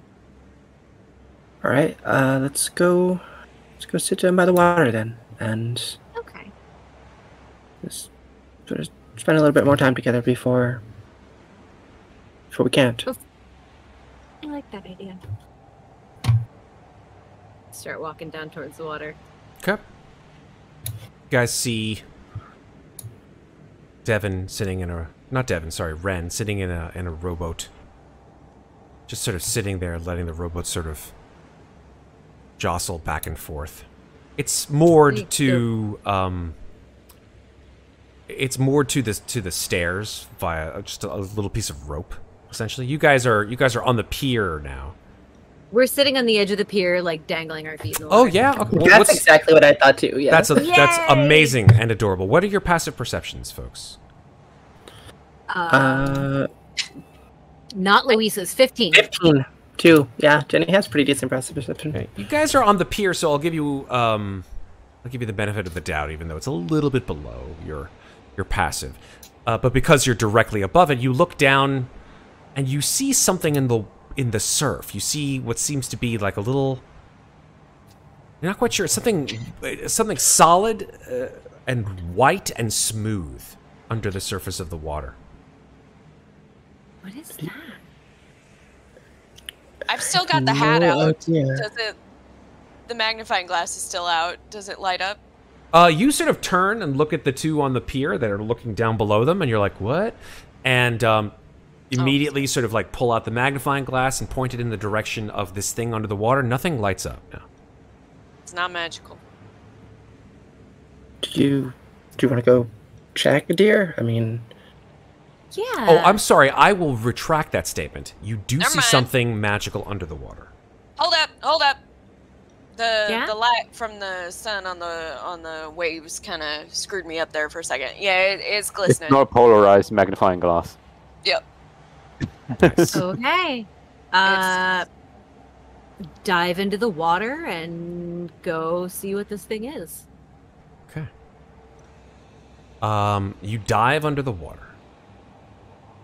And as you submerge,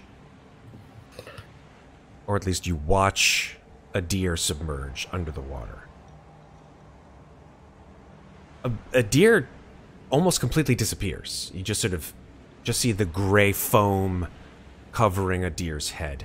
A deer, whilst you're under the cold surf, you taste the salt in your mouth. You are barely able to sort of open your eyes, but then all of a sudden your eyes sort of acclimate that you're able to remember open... I know. Who I am. Oh, I know. Okay. That's what I mean. Your eyes acclimate almost immediately to seeing underwater. Not only can you see underwater, but you can see for quite a while, quite a ways, I should say, under the water. You can see for probably 100 feet in each direction. You see fish, gray and white fish. That's right, because of your invocation. Yeah. Yep. So you can see far. You see coral reefs. You see schools of fish. And then your eyes focus on the white object under the water. Under the gray-green sand of the shore, you see the bones of a skeleton, a humanoid skeleton, poking up underneath the sand. Not yet.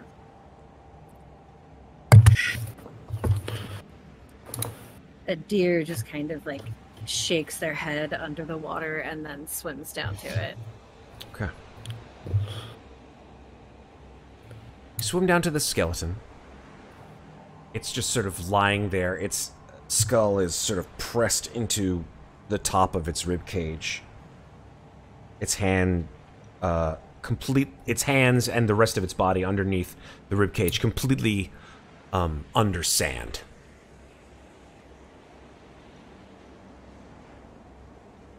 I'm gonna try to pull it up out of the sand. Okay. Make a strength check. Look at it. Make it that's gonna go make it with advantage. Okay. 11. It's tough. You basically pull the top portion of this skeleton out of the sand. The lower portion of it is probably from the hips down are still stuck under the sand. Maybe there's some kind of something that's mooring it there. But as you pull the top portion of the skeleton out of the sand, you see that there's something attached to its wrist. Something glimmering and glittering. Something metallic. Alright. Can I get a closer look at it? Yeah. You look at it, and you see... Hold on for 1 second. If I can find it.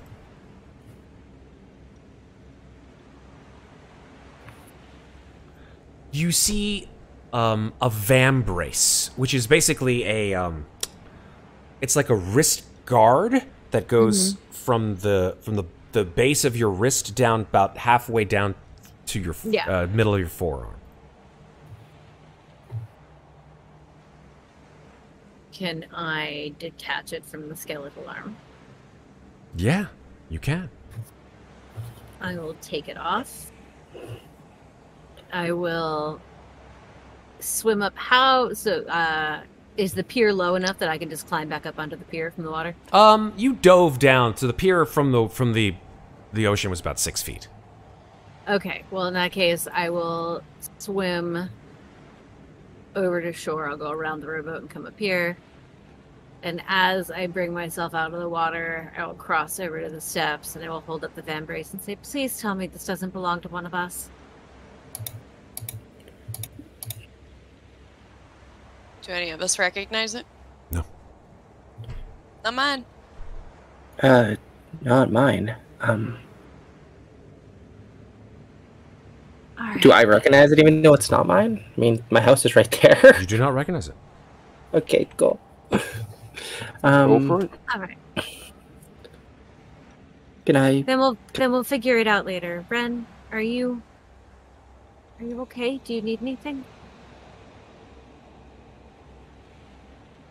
And at this point, the party hasn't really been noticing what Ren's been doing, but he's had his holy symbol out all this time, just looking down at it. And then he grabs some of the loose rope that's still probably within the boat, because I know it's moored and wrapped around the boat, but there's probably still a bit of rope left. Ties it around his ankle and just pretty much scuba dives right off the back of the boat into the water. Well, that's one way to do it. Okay. Can he breathe underwater like you? Is he gonna be okay? I don't know. I mean, the water's only like a foot deep there, so he's really just face planted in the sand. Just like splat. I'm gonna give him a minute, and then I'll go check on him. This seems to be what he needs to do. So, Ren, your body goes tumbling off the back of the rowboat into the ocean, where, although it's not like silliness, it's not a foot deep, but it's about 5 or 6 feet deep. So your body tumbles into the cold surf, and it's like falling into a warm bath.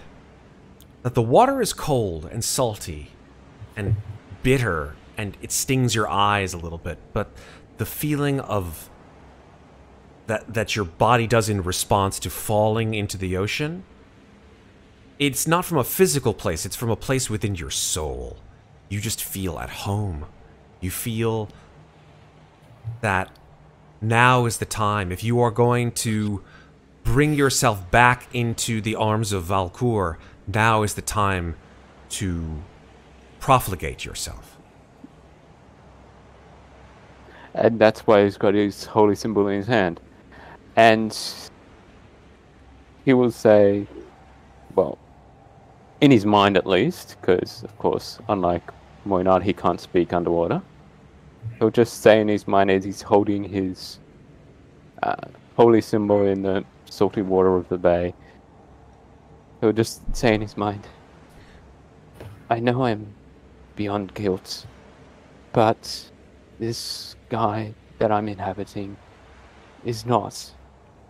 Please, Volkir, look after him. Make a religion check. Religion check? Yeah. Here we go. For the person that's not religious. Yay! You got this. We believe in you. Yay! Yeah. It's not bad. It's not awful. You feel like you are saying this in your mind. Mm-hmm. You don't Yeah, feel a response. You feel like you need to open yourself up more. You need to be more... You need to be more vulnerable. By the way, I used a word completely wrong, and I hate when I do that. Profligate does not mean what I was trying to say. It's actually proffer yourself. To proffer. There you go. From where we're sitting on shore watching this, Bubbles. Okay, there's still bubbles. That's good. a deer doesn't know what Ren is doing, but is just kind of looking at the bubbles and saying, I believe in you. I believe in you. And you, like, she, without realizing it again, kind of like when she confessed, kind of like when they confessed to Devon, you hear the words in your head. They activate with Muadnhait's psychic ability, just without Muadnhait's creepy inner voice. You actually hear Ren's, Adir's, sort of very tenuous and high inner voice saying, I believe in you. I believe in you. And you have received a bardic inspiration. Nice. So, Ren, with that in mind, you start to feel like the air is slowly leaking out of your lungs. What do you want to do? What more do you have to give? Ren will think for a bit. Don't think too long. And he's debating on whether he should do it, but holding his holy symbol tightly, and knowing that his friends are up on the shore, and he's got the rope tied around his foot so they can pull him back up, he's going to open his mouth and take a deep breath in. Holy shit. I knew it. I saw it coming. I knew it. Okay. You begin to suffocate. That's the first thing. When you, from a mechanical perspective, you suffocate. Yep. When you suffocate, you can last a certain amount of rounds. So, and that's equal to, I think, 3 plus your Constitution modifier. What is your Constitution modifier? Constitution modifier is a 2. Okay, so you have 5 rounds, which is essentially 30 seconds, and we're going to play this out in real time. Ready? 30 seconds of real time. Obviously, we're not going to do anything like drowning real time because that's a little off kilter. But I want you to make, in the next 30 seconds, and I want you to do this with me, okay? Red? Okay. First 10 seconds, I want you, and I don't want you to think about it. I just want you to say exactly what you would say in your mind in the next 10 seconds pleading to your god to hear you. Go, 10 seconds, go. Vonkier, if you can hear me, I need you now more than ever. I'm willing to give myself to the ocean. Stop. Religion check, advantage. Religion check advantage? 20. You can add a D8 to that if you want. And well, I'll add a D8 just for shits and gigs. Do it. What was it, 8? Oh. 2. 22. I was hoping. 22 is pretty good. I mean, you rolled a 20 off the bat. As you are saying these things in your mind, your vision starts to get grainy. This just absolute burning in your chest as the seawater fills your lungs, and then the tide whoosh, pushes you and absolutely deposits your body on the sand. Water rushes out of your mouth as you vomit forth all of the water that has been deposited within you, and you lie coughing on the sand. And you have completed your unfinished business. The deer will run over to Ren and say, Same. Are you okay? Buddy? Hey. Kind Ready of to like still with us? trying to like pick him up like to a sitting position and kind of like thump him on the back to help him cough out any more water that's still in there. Better out than in. And I'm just going to move you over here because I can't see you guys, but just because I'm streaming, I'm going to move you guys. Oh, yeah. And Ren will say, I'm here. I'm here. And he looks up to Adia and I heard you in the water. It was weird. Yeah, this body seems But to do that sometimes. comforting. Okay. Thank you. You're welcome. You know I'd do anything for all of you, right?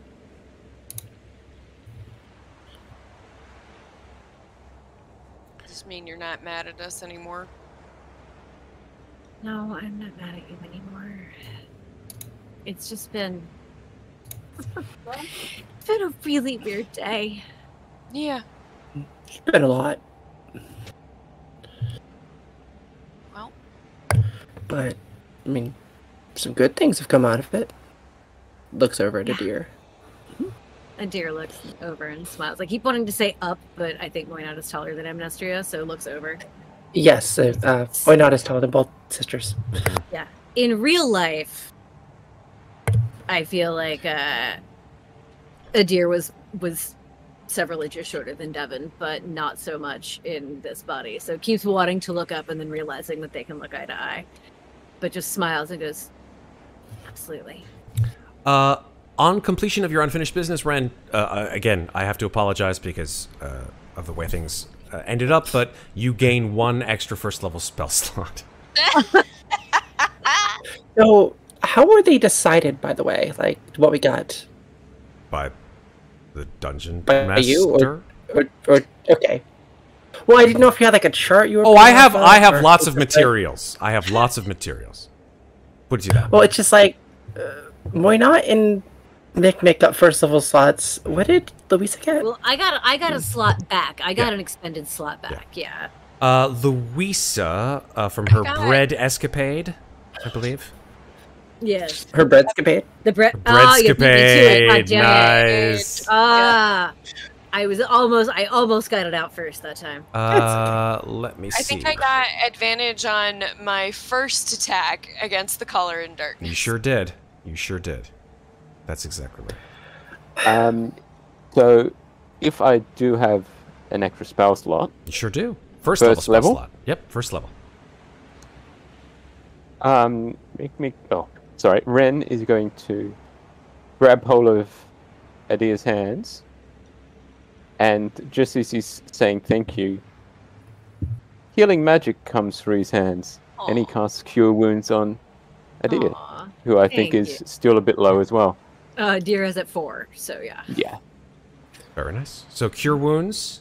What's your con? Cure wounds. What's your con mod for that? Or actually, wisdom, which would be wisdom modifier, right? For cleric, yeah. It's intelligent. Yeah. Or It's wisdom. is it intelligence because artificer? Artificer, yeah. Are you right, using it as an he's not- artificer? Oh, that's right, because you're in the Because he artificer has to, body. yeah. Mhm. No. Why do I still have rage on? You raging? What the fuck? +9. Turn Okay, rage there we on. go. That is 13 is a much more respectable amount of hit points than. I mean, he does worship the drowned god, and the drowned god Yeah. was all like, "Hey, I'm gonna need you to prove this." I'm gonna need you to rage. I'm gonna need you to rage for me. Rage while you're healing. Ah! You alright? You alright? Ah! Yelling at the ocean. I've Is, got something in my eye and something in my throat right Oh now. man, it's allergy Oh, season again. jeez. Yeah, It it's. is. Well, we're gonna go on break real soon, so you can fix that. No worries. Thank you. No problem. Yeah. So yeah, all 4 of you have completed your unfinished business. Congrats. Yay. Yay. are we still here? You are. For the... You Still are. here? Oh, You are great. still in your bodies. Well, I mean, you're still in the bodies of those that have been granted to you. Yeah. Maybe we need Hafiz to put us back. Or maybe we're Surprised not. you remembered that name, Keelan. You know, wait, do I've you... known Hafiz for years, so you know. Right. We do need to go back and tell Van Richten what happened and let him yell at us and whatever. Real quick, I don't know if that was a joke or not, but you've known Hafiz for years? Well, if we're Order of the Guardians, then. Oh yeah, no, and you've have never been- met Oh, Hafiz. we've never- No. Never mind. I assumed that. You know what? He reminds me of another guy that I met named Shafiz. Ah, there we go. That's who it is. Oh. I It's like gotcha. he was a good guy. I think I remember Shafi's on the ship one that we Yeah. both came in on. There you Yeah, go. yeah. There you go. Played All that makes flute. sense. He played that flute real nice. I don't know what either of you were talking about. Well, you weren't But with us, but that's all right. we should probably get back and let Van Richten be all angry and shit and then figure it out. Yeah. He can be as mad as he wants to. Don't change how mustard tastes. Is that a thing? Is that an actual? That- Is that a thing? Is that a thing? I've heard I've it. never- That's I've never heard that amazing. thing. If that's an It feels actual like thing, It feels like a thing people would say in Texas. doesn't change how Yeah. Actually, mustard hold tastes. on. Nope. Sorry, it's a quote from Community. Oh God Almighty! It's the carnival episode where Britta is going to go find Blaze again, and Gotta feel Shirley's better all like, there. "Don't change how mustard tastes." I get it, It's like, so yeah. Thanks, Brain, for. No, it works. I thought it was a Texas thing too, so it's fine.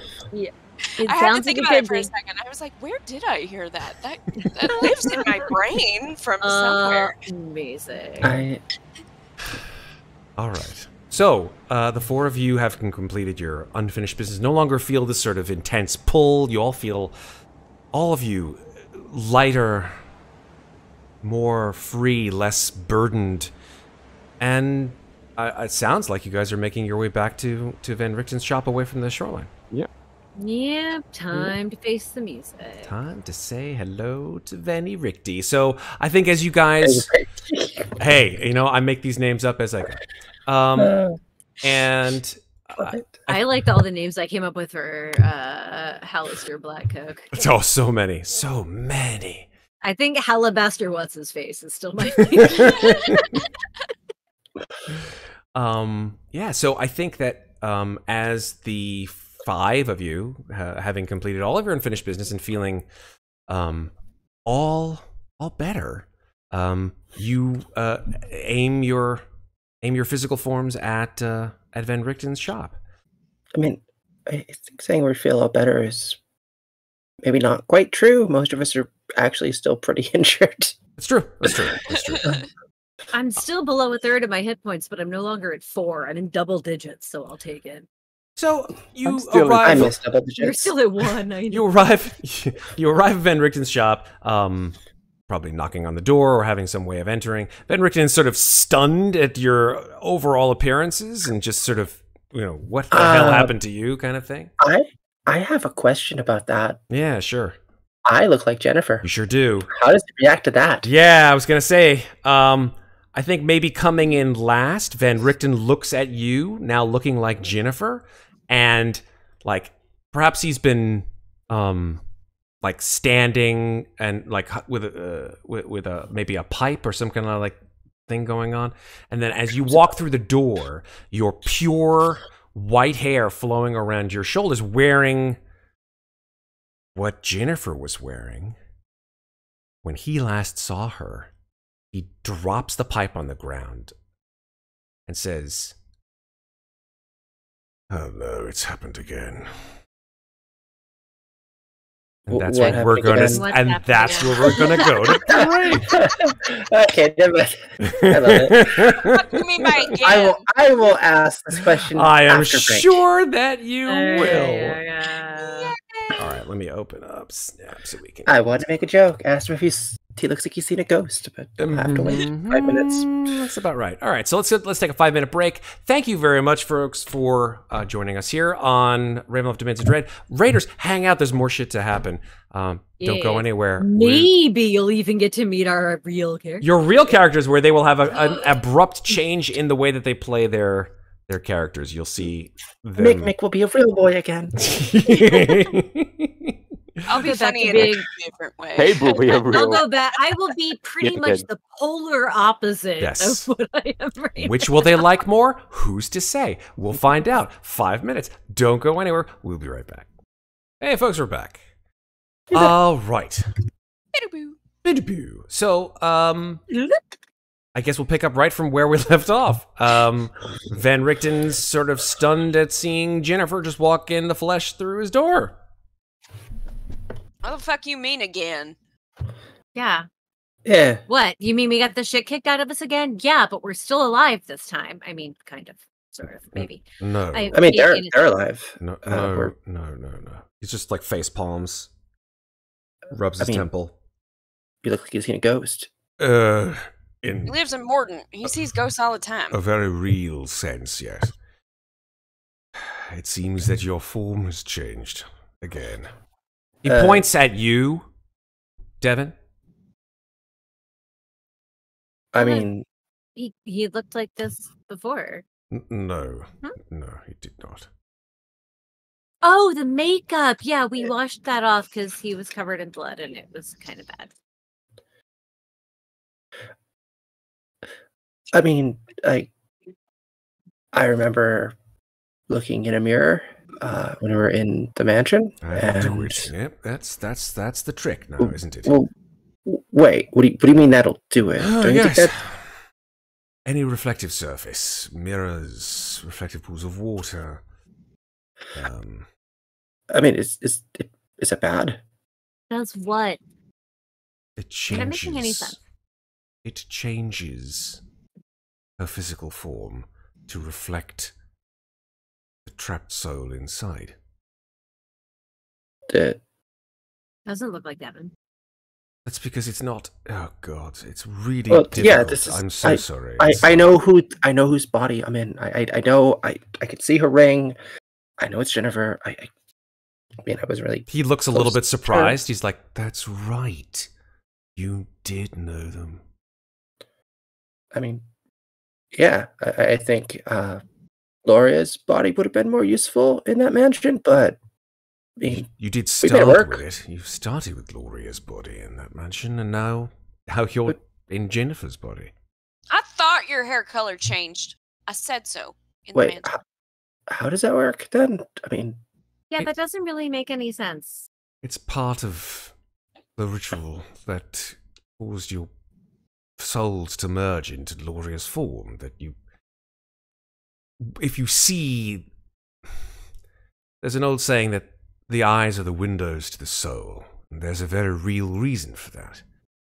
Because if you can see within your own soul, through your eyes, if you have multiple souls, the effect is that your physical body will change to reflect the soul that it can see.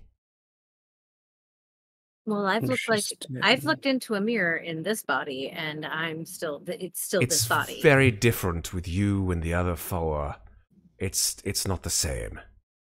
Well, then what are you talking about? I'm talking about her. You don't understand, and I understand that you don't understand, but it's not important. It is important, however, for her. But after all is said and done, you'll be released from these bodies shortly, so none of this will matter. How shortly? Well, it would be dependent on if you have completed your unfinished businesses or not. I mean, yeah, we did. Are you even going to ask about the rod? The rod. Yes, I've received some quite troubling news from our friend Alanik. Oh, yeah. We did tell him. Yeah, that makes sense. What do you say? Told me that you've met with some unfortunate circumstances and that the rods are missing. Or were taken, I should say. Oh, hey, can we show him the picture? Maybe he knows this guy. Yeah, What picture? takes out the, Devin takes out, like, the paper. I imagine Devin was holding it, because, Sure. a deer jumped in the ocean, so I Yeah, figured Devin probably had it. That's fair. That's fair. Yeah, just takes Also, out the you would have paper. had it last because you were drawing after I wrote things Yeah. down. So Just, like, takes out the picture of the old man with the red red-eyed eyes. priest. Yeah. Like, this guy, he attacked us on the road and took the rods. So weirdly enough, we saw him on our way up the hill, and he didn't attack us then. That's very strange, but if that's who I believe it is, and sort of like pushes some of the charcoal bits aside, that's Tiffin.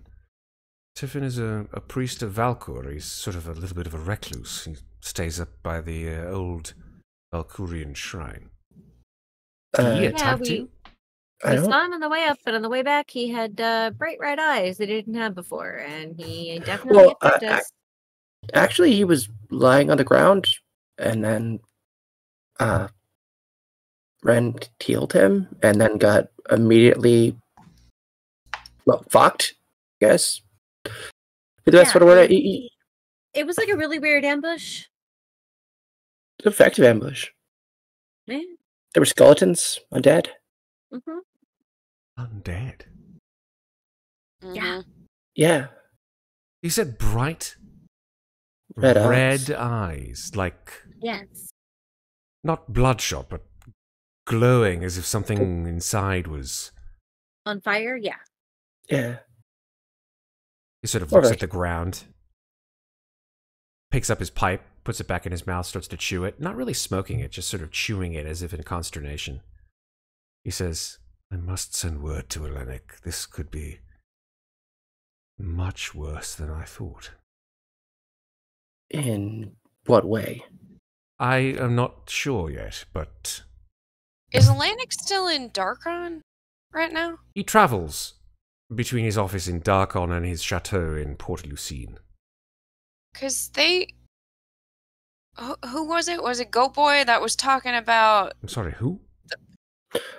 Lord Godefroy did mention that the only two individuals who might be interested in the rod were the two capable of rebuilding the apparatus, and that was either Strahd or the Dark Lord of Darkon. His mouth drops open when you mention these two names, and he's just like, that came as, wow, that was a lot within a very short period of time. Rebuilding the apparatus? The apparatus itself is destroyed, and without it, the rods are useless. So he said the only people who could be interested in the rods were either Strahd or the Dark Lord of Darkon. Aslan. Rex. Aslan Rex. Yeah. Well, he's been destroyed for many years, so that's not a worry. But Strahd? I mean, to be fair, so were we, and now we're in these bodies, so maybe And still a also, problem. that's what Godefroy said. So my question is, why did you want the rod? To protect them. That's what the Order of the Guardians does. Huh. I mean, to be perfectly clear, we were going to actually hide them somewhere and not give them to you, but then we lost them, so... Well, thank you for your unerring honesty. Out of game? I thought that was an Amnestria flaw. It is, yeah. Don't bring that shit in here when you're not Amnestria. You keep that shit with Amnestria! Who gives a crap? Not even half Amnestria. You're Ginnifer right now, goddammit. I don't know why I said that. It's fine. It's fine. Oh, I wait, love it. Why? I love it. Someone in here who would like Just to... the role play is on point. It's so good. Anyway, so what now? Are we doing? Well, considering you said that your unfinished businesses were completed for all 5 of you, then at dusk tonight, you will leave these bodies, and their former consciousnesses will return. Does it Wait. have to be dusk? Yeah. Could it be dawn tomorrow? I don't control it. Who does? Are we going to be... And Kirsten kind of goes over to look out the window and tries to see if there's any ghosts wandering. If there are, you don't see them. Okay. Actually, And he just says, "Are we going to be stuck here like some of them?" His eyes drop to the floor and says, I don't know, to be honest. Do I believe him? Make an insight check. Okay. can I also make an insight check? Sure. Oof. Terrible. Actually, since that's +7, that's a natural 1. Ooh. That's a 19. Mine's not wonderful, but I'll make an 8. Yeah, no, nothing. So I get a 19. neither a deer nor Karsten Mhm. can tell if he's telling the truth. Seeing as everyone's rolled inside, I'll roll one. Fine. Everybody's like, bullshit check, bullshit check, bullshit check, Oh, bullshit check. 2 19s. So I'd say that Ren and Devin are pretty convinced that he really doesn't know. Will these people that we've borrowed remember any of what happened while we were in them? I can't say for sure, but my premonition is that their consciousnesses have been in a different realm entirely, one not of this plane. It is the only way to escape the domains of dread. But not for very long. That is, How she's gonna feel about it. yeah. Well, what time is it right now? It's probably like mid-afternoon. So, I mean, we have some time. Oh, I'm sorry. If we only have until dusk, I think I might have a little bit more unfinished business, if you don't mind. By all means. I need to send word to Atlantic concerning this news that you sent to me, so I hope you don't mind if I take my leave. Do we need to be here, or is it just gonna happen? The ritual will end, and so therefore it will not matter where you are. So, about that, if you don't know if we're going to be still here, I mean, will our spirits be tied to a location? Like, Again, here. I wish I could say. All right. If I may add something that may help with this, this is kind of the first time this is happening, so we're basically the guinea pigs. Fair to say. Now, is there any way for us to tell you if we're still here? I suppose Hafiz, when he returns, could potentially create another seance, but... Yeah, you should see about doing that. I mean, because if you can bring us back, then we're still here, and if you can't, then we're not, right? Suppose that would be one way of looking at it, yes. Well, I mean, for scientific purposes, just because if it works and we get to leave, then you'll know a way to free the spirits here, which is a good thing. He starts to get sort of physically uncomfortable with talking about this kind of thing. For some reason, he starts to sort of fidget with his hands. He says, "Yes, well, that's certainly one way of looking at it." Yeah, we're gonna go and do our stuff before dawn. So you do your thing. We only have so much time. So hey, question, real quick. What's the nicest inn in Muadnhait? And could you possibly procure a room there? For me, all of you? Not you. No. Oh, for just yourself and Devon. And Devon. We're gonna go get a room, dear. I'd like to sleep somewhere comfortable for my last time.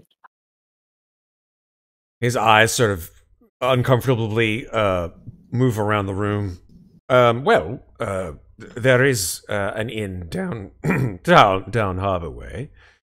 It's called the Alabaster Duck. If you think this is bad, you should have seen them before they got to an understanding. Oh my god. I At any rate, certainly take a walk and procure you a room for the day.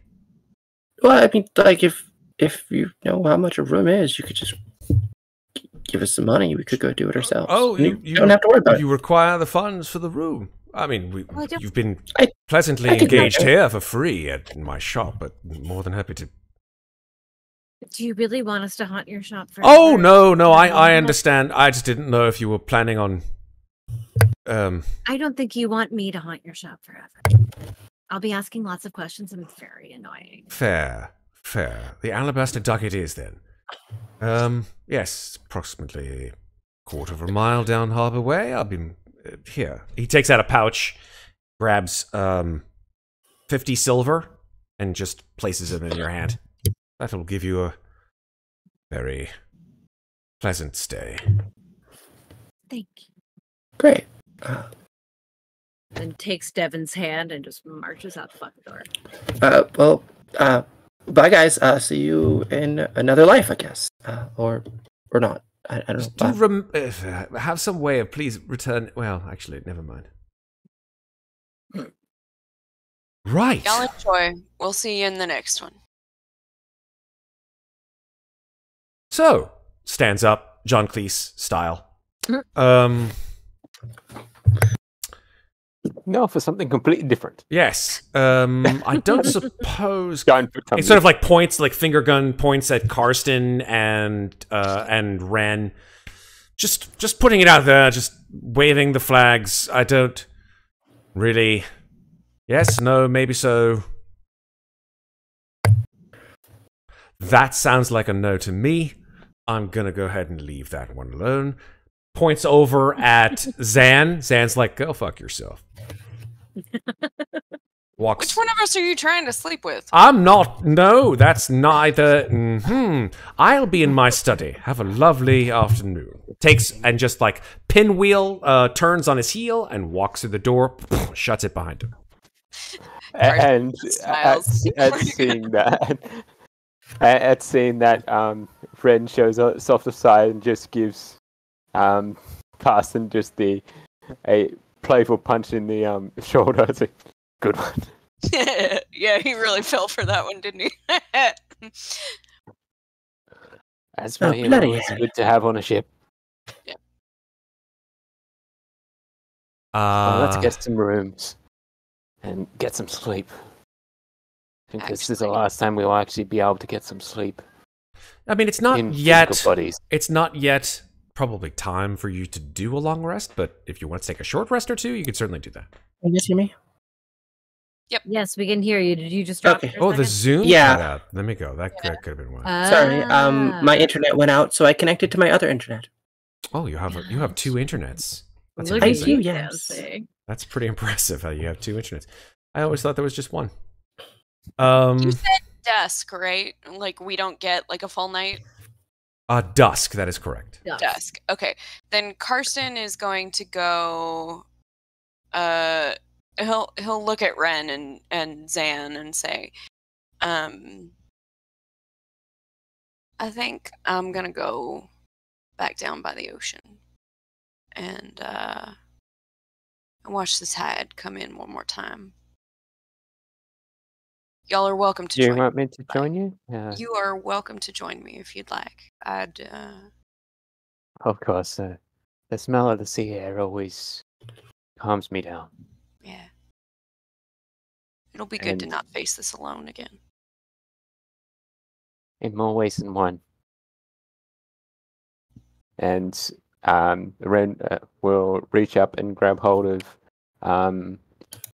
Karsten's wrist and walk out with her. Karsten will, just kind of put a hand on his shoulder and go back down to the beach to wait for dusk and see the sunset one last time. Mm-hmm. Just sitting on the end of the pier. Yep. Watching the tide go away. Mm-hmm. As the old song goes. Zan Kirov, in the body of our friend Cabe Whippoorwill, is standing there after the two ostensibly coupled adventurers have gone off their own directions. Not saying anything, he just sort of like raises his eyebrows like, whatever, more dinner for me. I invited you, fucktard. You didn't say nothing. So Gives you like the sort of salute, one of those kind of things. Yep. And then just pokes his head right back in into the shop, shuts the door. So without crossing any lines or veils, because we're grown-ups. Yes. Or questions of dubious consent, seeing as they're in other people's bodies. For real, that can go in weird directions, right? Let's make sure we stay true. However, the players have discussed this ahead of time. That is good, and that's important. Whenever you have situations, note to all of you watching at home or perhaps watching live, if you ever have a situation where you feel that your players are uncomfortable, just move away from it. Always check in with your players before anything comes out of your mouth or their mouths, because you can't take it back. In other words, don't be afraid to ask. Yeah, absolutely. Mm-hmm. I think Agreed. Communication is always the best way with any kind of tabletop role-playing game or just in general communication, right? Yep. Communication is key. Absolutely. So I think with that said, I'm just going to talk to the players right now rather than the characters. Sarah and Maeve, what kind of scene would you like this to be? You guys can make it how you'd like.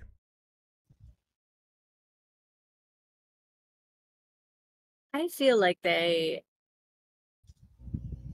go to the room and they get a very nice dinner, like delivered up to their room. It's like a really nice room with like a big fireplace. It's literally the nicest room the place has to offer because they know they only have until dusk.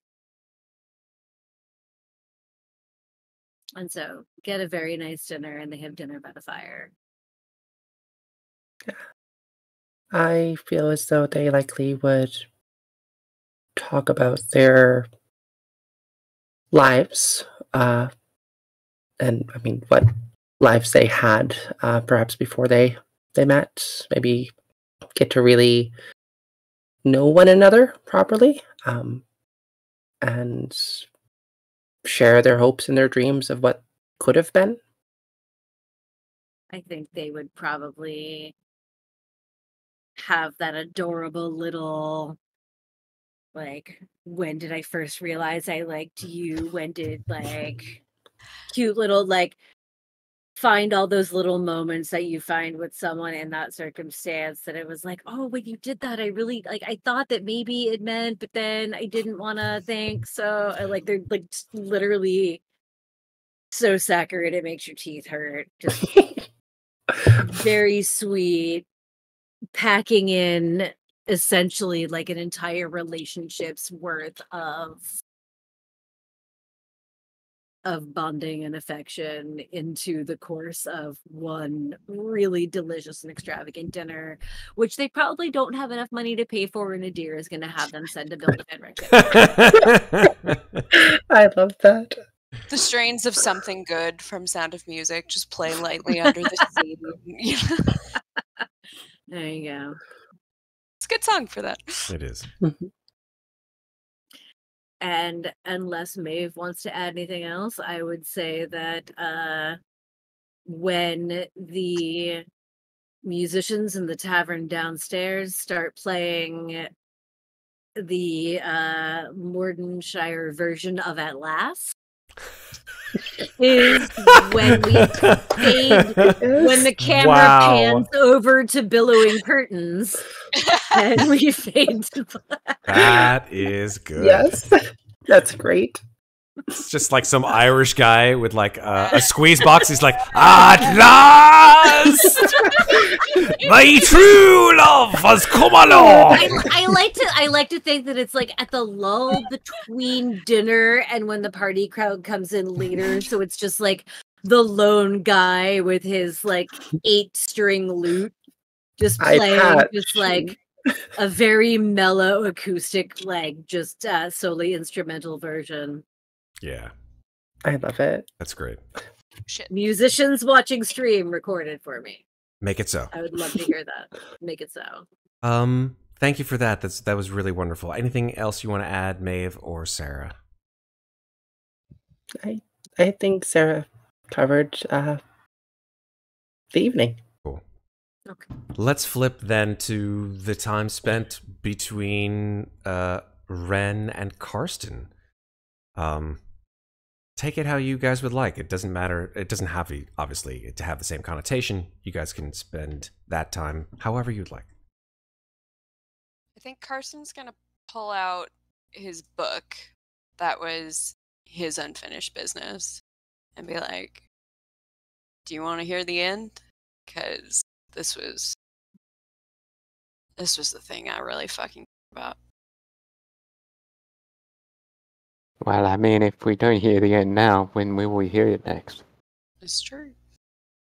So Carson's also gonna reach down to both hips and unhook 2 of Louisa's 7 flasks that are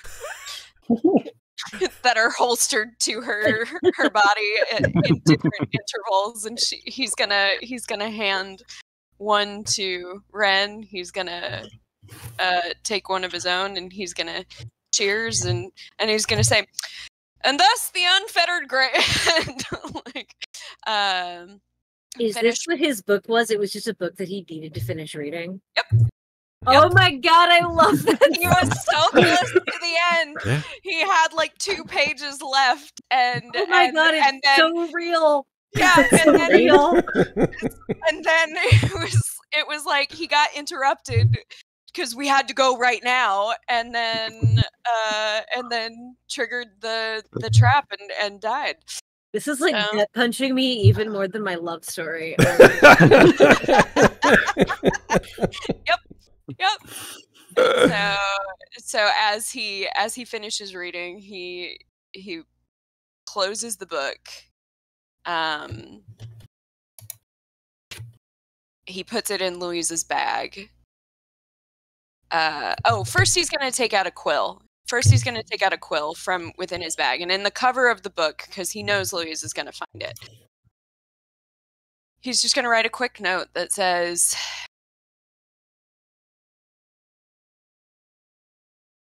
you may not know me, and I'm sorry for that, because from the brief glimpse of your mind that I got. I think you're swell, lady. I really hope you find her. Don't give up.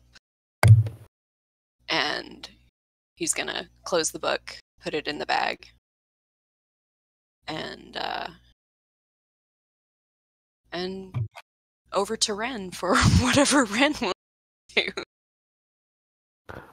Well, Ren was going to listen to Carsten finish off his book and basically sit on the edge of the pier, watching as the sun goes down, taking in the smells, the sights of being this close to the sea. And just as they're about to go, Ren will stand up and push Carsten off the pier. What the fuck? And then jump in after it. So then when they come back to Van Richten's, they're both soaking wet. Totally fine. It happens just as they're changing from dusk, and Louisa and Mikmick have to figure out why the fuck they're underwater. I hope not. love it. I know water symbolizes baptism, but this takes it to a whole new level. Guys, this is so sweet because it's like when you play out the end of a campaign, you give all your characters your epilogue, and like we're giving an epilogue, and then we get to keep playing. That's right. You sure do. It's great. You sure do. Let the dead rest. That's what it's all about. And as the sun begins to set from a brilliant orange half circle slowly setting beyond the horizon, beyond the waves,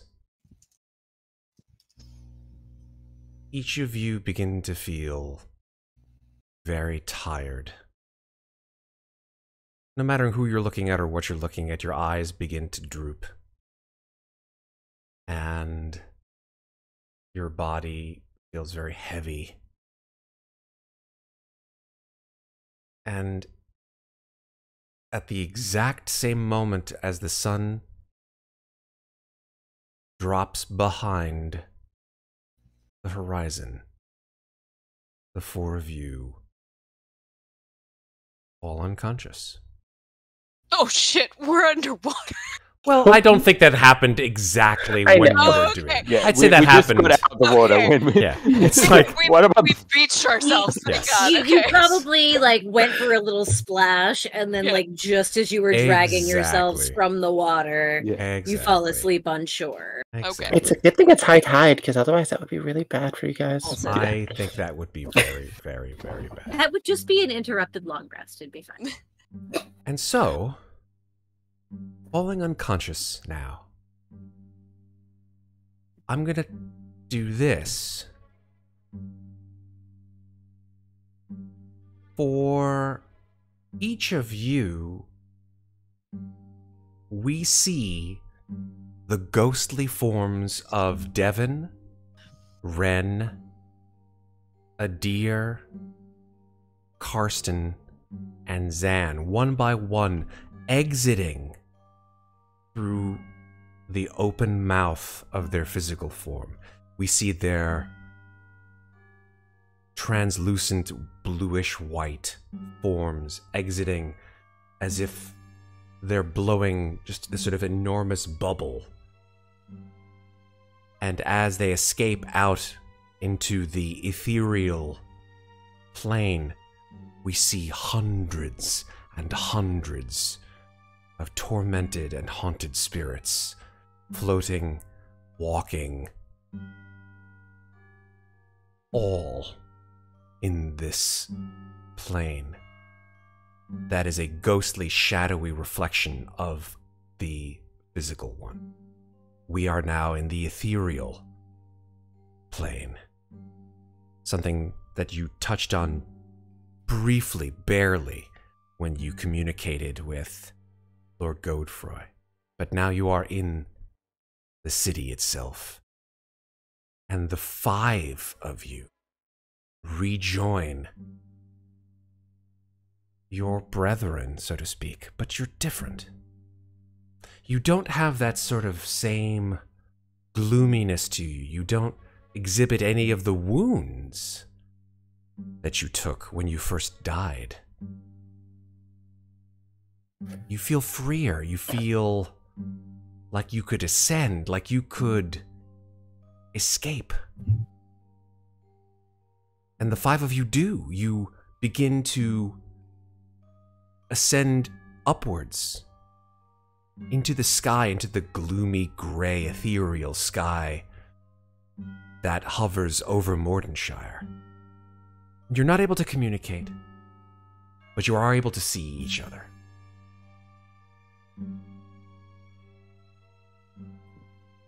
And you look at each other's faces, and you're not sad. You're hopeful, perhaps, for what comes next. Because you feel that there will be something that comes next. You're just not sure what. But it's going to be a hell of an adventure.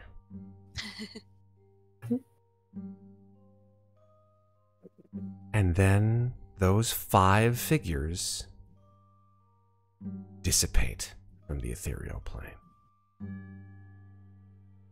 The camera then adjusts, sinking almost tremendously fast down to the 5 bodies, unconscious bodies, of Muadnhait, Mikmick, Louisa,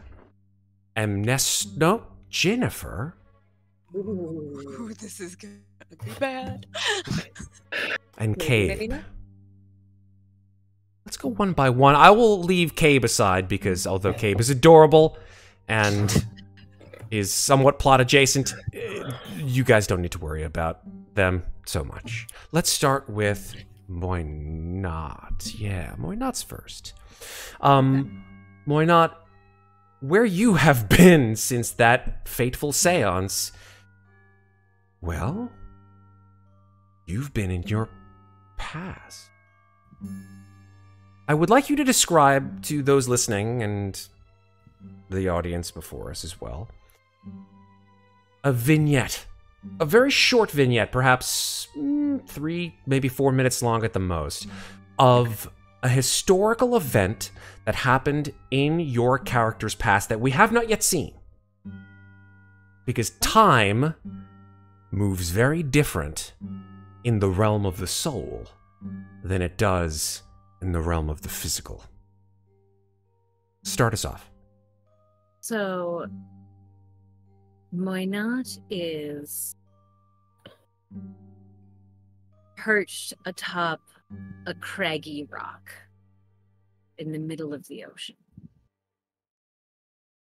Somewhere behind her, there is the distant light of a lighthouse, but the sea is angry, and there is a thick fog rolling across the water, almost as though it was alive, curling and twisting in and out of itself, making the light from the lighthouse, which would normally be a bright beacon, sort of like the flickering of a far-off firefly. You almost can't tell it's there.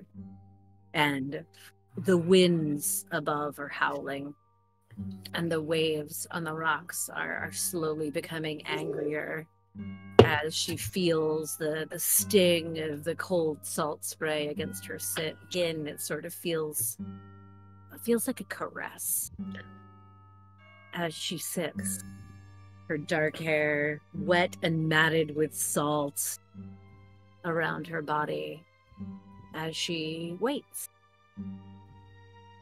until she hears it from the distance. The sound of drunken voices raised in song. She sees just the tiniest hint of flickering lantern light through the fog. And seeing it, she smiles. And while not as wide as her monstrous form, it's perhaps just a little bit wider than a human smile should be. In this form, she has no horns. And she begins to sing. She begins to sing a ribald song that matches the joy of the voices she hears in the distance. She sings in harmony with them before branching off into a melody of her own as she sees that the lantern at the prow of the ship has turned and it has begun moving towards her. And as the ship moves closer, her voice swells in volume and her song slowly shifts. As the ship becomes closer, and she can start to see faces, drunken faces leaning over the bow, happy to join her in song. Her tune shifts from one of joy to one of abject sorrow and loss, singing of the deepest sadness that a soul can possibly know. And her face grows paler, and the light begins to circle above her head as her mouth grows wider. And you can see that the sailors aboard the ship turn from faces of drunken, ribald joy to fear and terror. And the more frightened they grow, the wider her smile becomes and the sharper her teeth grow. As try as they might, they cannot turn their oars away. They cannot move their sails as the wind swells behind them and blows them inexorably towards the jagged rocks hiding just beneath the water where she sits. And as you hear the rocks tearing through the wood at the bottom of the ship, and it begins to sunder and sink, her song once again turns to one of joy as she dives into the water and swims amongst the terrified souls as she drags them to the bottom and to their death.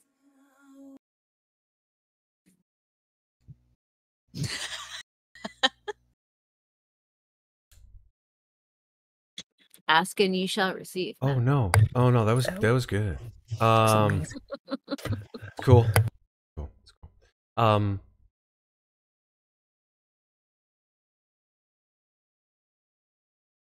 Mikmick, I'm gonna ask the same thing of you. Yep. Give me, 3-4 minutes of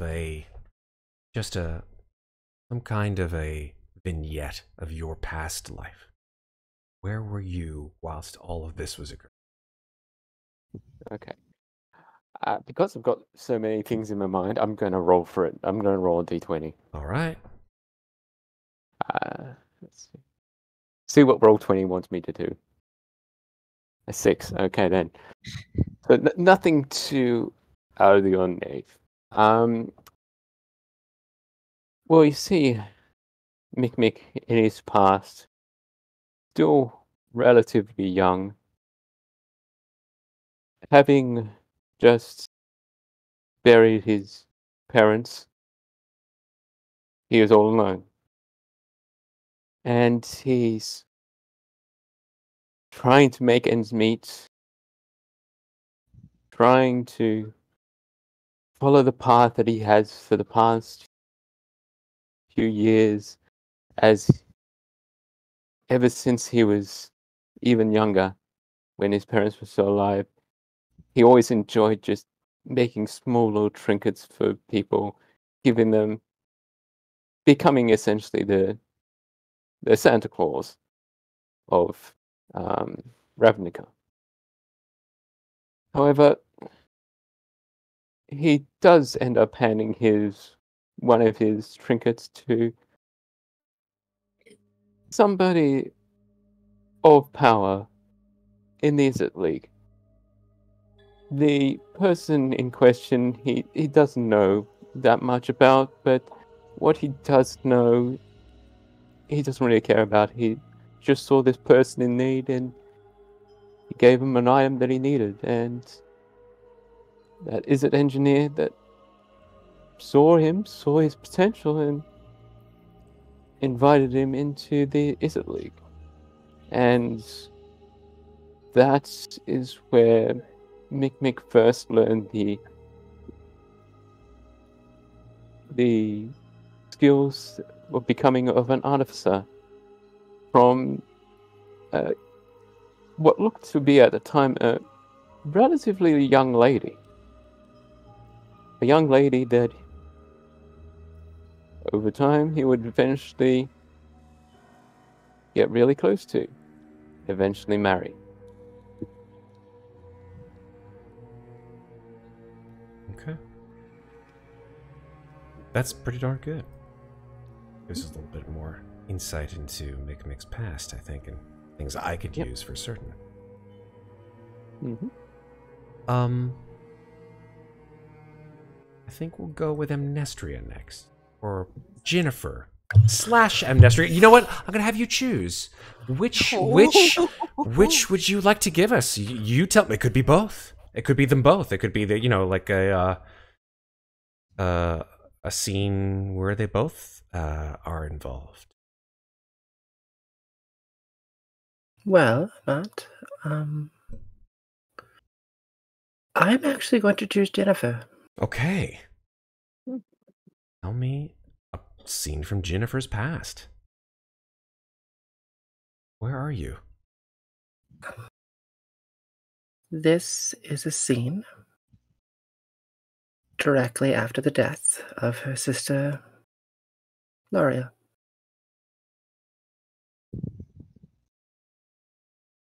After bringing her sister back to the shop, she was absolutely distraught by what happened.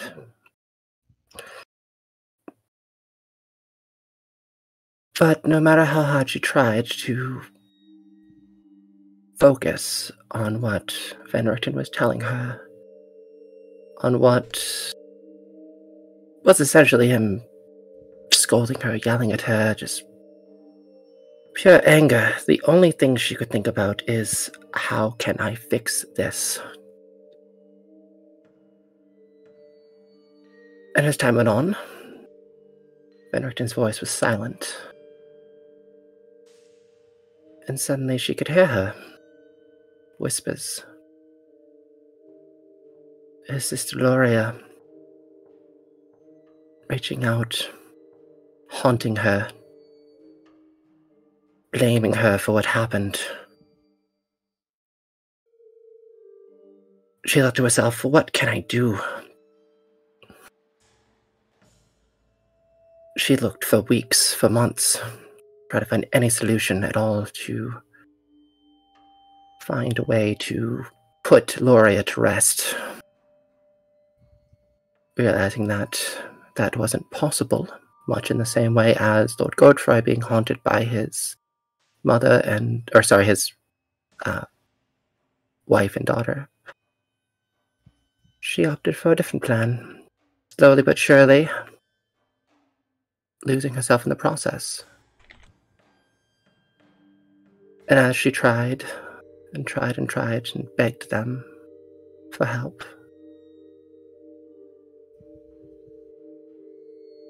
she realized that she wasn't doing this for Loria anymore. She was doing this for herself. And for forgiveness from her father, from Renrichten. She wanted nothing more than just for it to stop.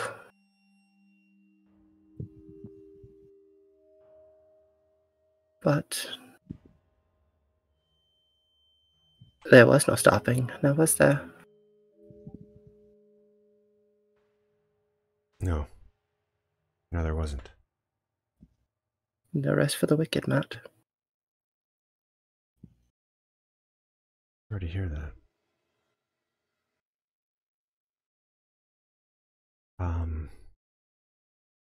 We'll get back to you in a minute. But lastly, let's talk to Megan. Megan, I'd like you to tell me a story, a vignette for Louisa.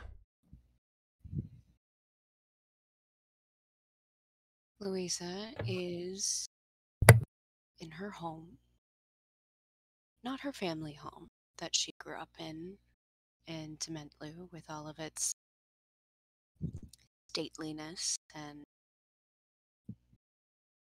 supposed wealth, but she's in a very simple cottage. She is doing chores, which she didn't ever have to do growing up, being a lady. But things are different when you marry into the merchant class. And so she has taken the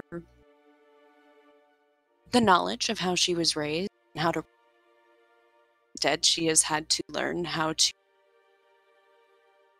be the household. The sunlight is streaming in the window. It's early morning. She can see Jack, her husband, outside. He's weeding in the garden. He does this every day, being a gardener, of course. Checking the plant, checking to see what vegetables might have flowered or ripened in the night. And she smiles as she watches her husband's calloused hands dig into the dirt. And then she feels something strange. A twinge in her midsection, which, thankfully, and for the first time, has actually begun to expand with new life.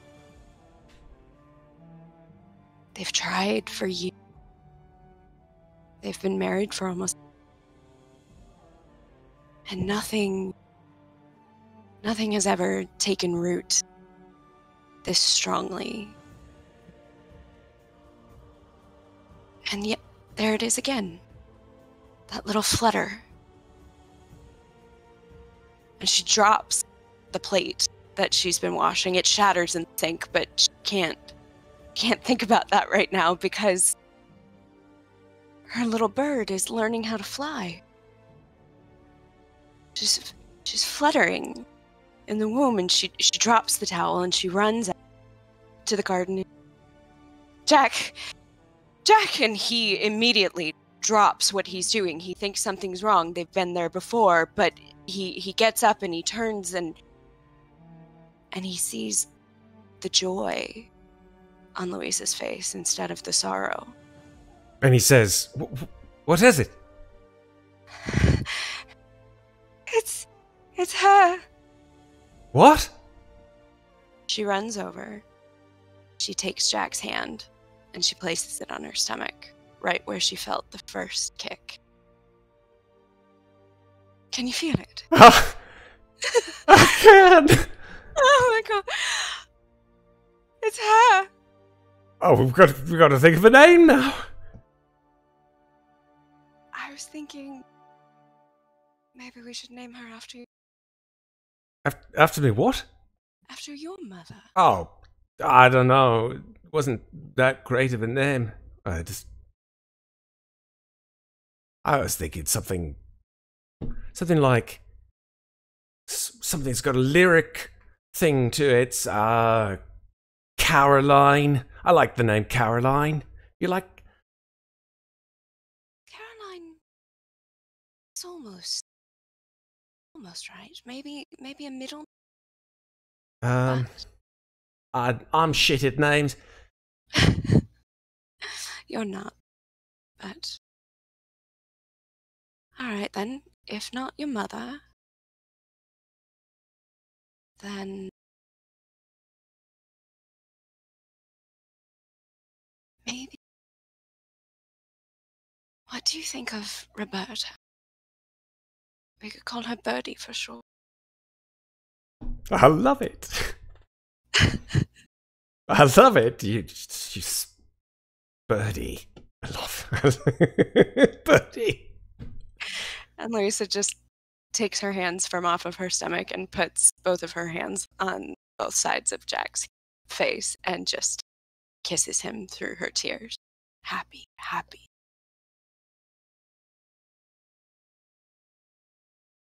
And then all 5 of you open your eyes at the exact same moment. And you're awake. It's dusk. The sun has set. And you are where you ended up before you woke up. Time is a strange thing because you were just a few moments before your memory in another house, in a room with a whole bunch of floating spirits, and now you're not. You're in a different place entirely. So I think that Moynard is on her side. And there is a warm body behind her and an arm sort of draped over her midsection. And first of all, she wakes for a moment and realizes she's in a very nice bed, which is confusing and odd, as she normally sleeps in the bathtub. And she sort of sits up for a second as the arm falls away and looks behind her and sees Ginnifer or Amnestria or Gloria. She's honestly not sure who she sees at this point, but she just sort of looks behind her and goes, hello.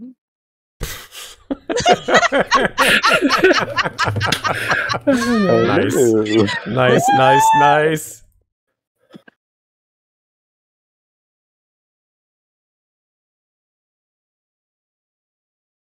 Wait, am I supposed to be Ginnifer now?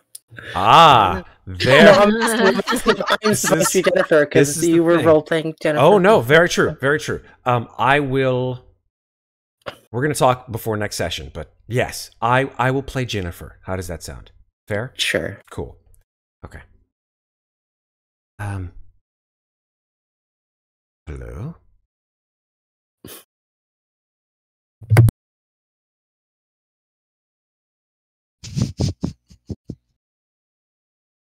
But the last thing I remember is sitting around Van Richten's table. Please, we've missed something. Sorry, do I know you?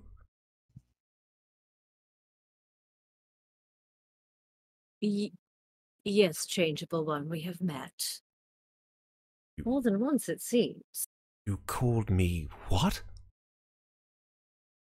Changeable one. Your hair, your clothing, it changes from time to time.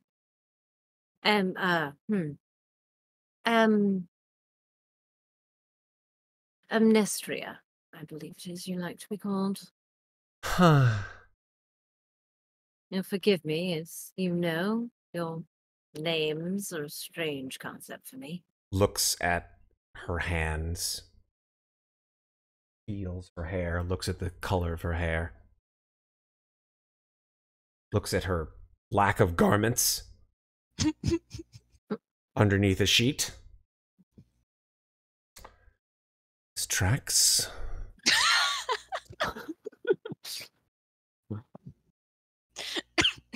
Right, well then.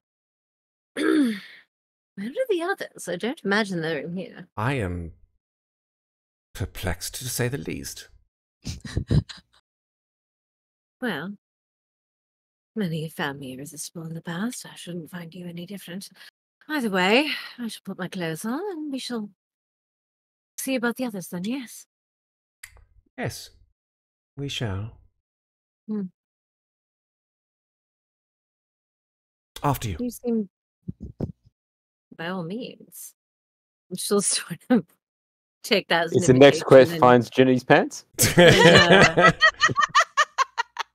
she'll sort of take that after you as an invitation and rather slinkily get out of the bed. Mm-hmm.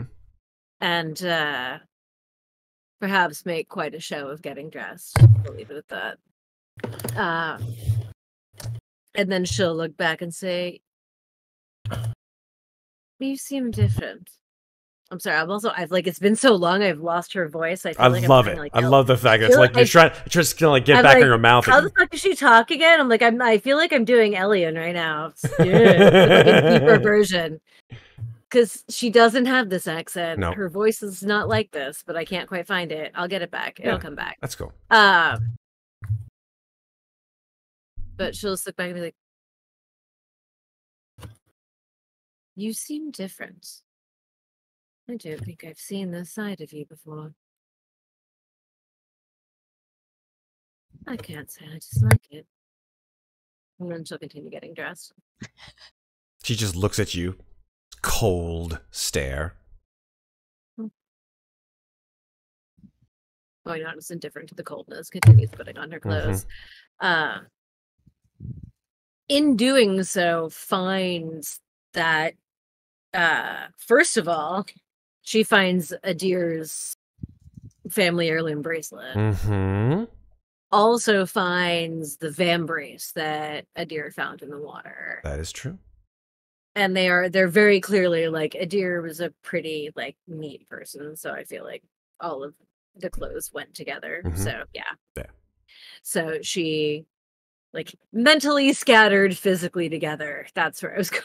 Basically the opposite of me. And so yeah, finds that. It's like, oh, these are interesting.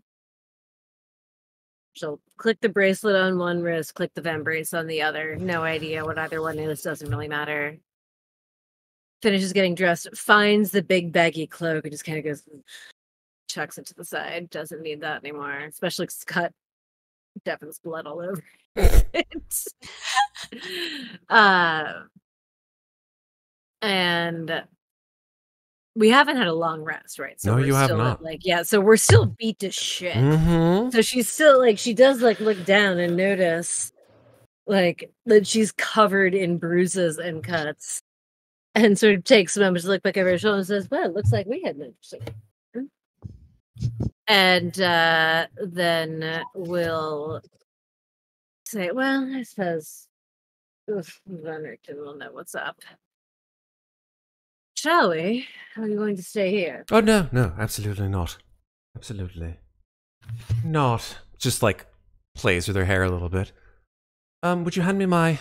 And she points to her garment, which is like this white gown that has been flung hastily over a chair. Would you mind? Moira just kind of shrugs, takes it, and like chucks it towards the bed. She catches it. She says, "Would you mind?"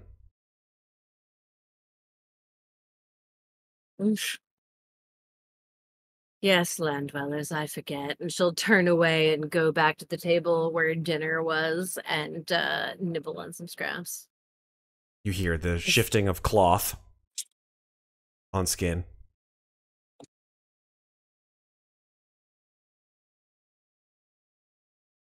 Right, you can turn around now. It's fine.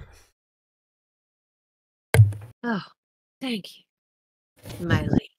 And she gives her like a weird, like the worst fake bow ever. I think we've already like established that Moynat cannot curtsy to save her life. Mm-hmm. So she gives her like the worst bad curtsy ever because she just thinks it's ridiculous. And it's like, well, Ben Richton's son. Oh, yes, the old one. He's still around, I assume. He was before, anyway. I mean, he was a few days ago. Actually, no, wait, I'm sorry. I don't call him a Van Richten. I call him... Stern one. The Stern. Thank you. There it is. The Stern one. Yes, more than happy Yes, to. I'll have to see the Stern one then. She says, yes, of course. And then she sort of takes a cloak and she looks. There's like a wash basin with a mirror, and she covers it. with the sheet. Right, I've forgotten how you are about mirrors. At any rate, shall we? Yes, we shall. She sort of grabs her satchel of material goods, her spell book, her cloak, and she walks out the door. And Moina will follow. Louisa and Mikmick. I think Louisa sits straight up in the sand. Does she remember the dream? She sure does. She immediately reaches for a flask, finds the first 3 empty, and is just trying to get anything out of them, and like throwing them back into the sand, and like more increasing frustration. And she just, I think as Mikmick sits up, he just sees that she just has tears just streaming down her face, but it's like she doesn't even know that she's crying, and finally comes up with a flask that still has wine in it, and she just downs half of it. So she kind of like puts the cap back on and is kind of visibly shaking, and she just goes, "Why the fuck am I wet?"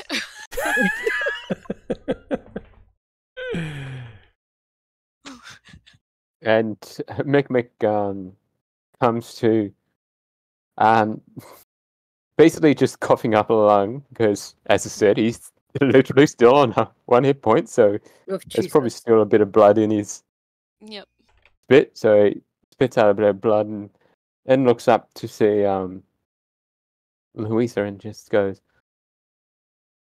"Louisa, you all right?" No. We're stuck in this godforsaken land, in this godforsaken place where mist can just come and take anyone. And what has happened? Why are we here? Where are the others? Your guess is as good as mine. But he gets up, goes over and grabs hold of Louisa's hands. But you know, the world is full of shit. We just have to deal with it. Sometimes. And we both have ways of dealing with it. But I think I may have lost a bit of time here. I think if you remember, I did mention about doing something for you.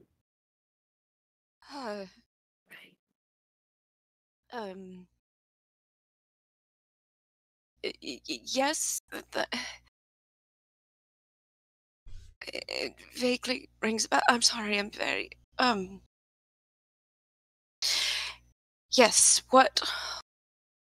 Can you please remind me again?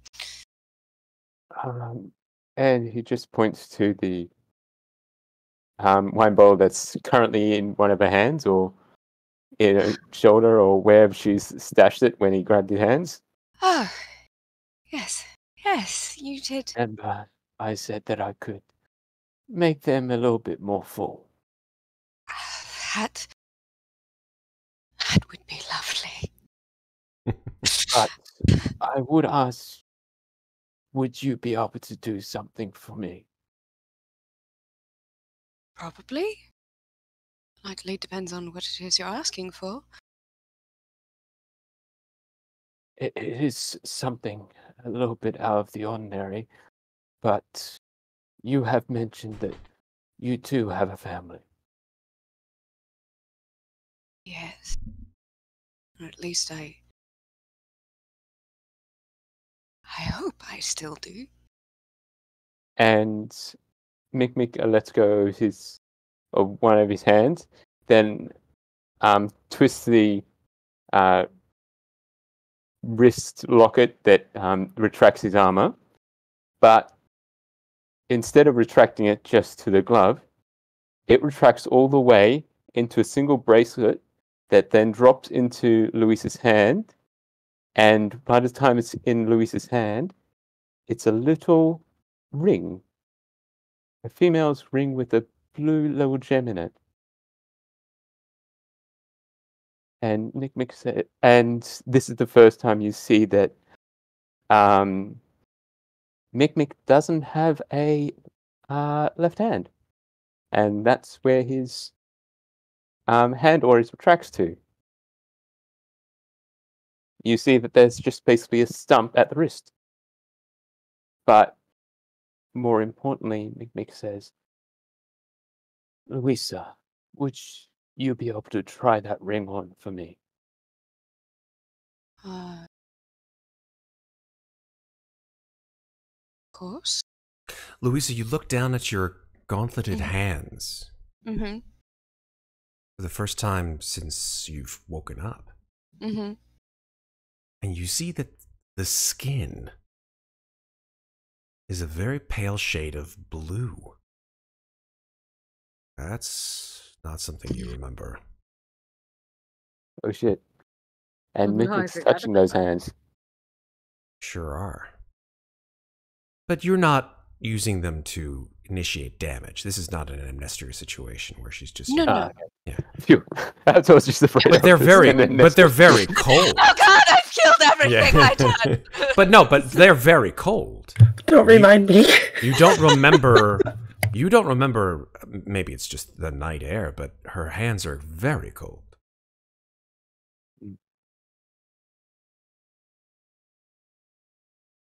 And Mikmick just says, Louisa, I'm not sure if it's why we're still wet, but your hands are unusually cold.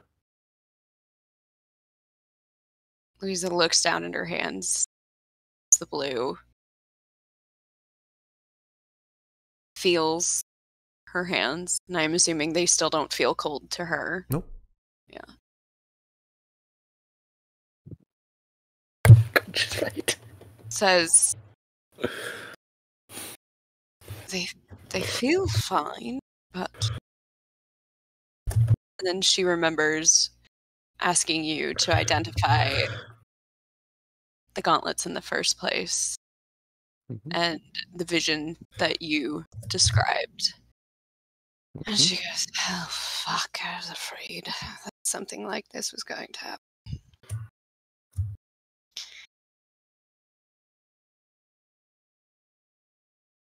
Yes, this is similar to what I did describe beforehand.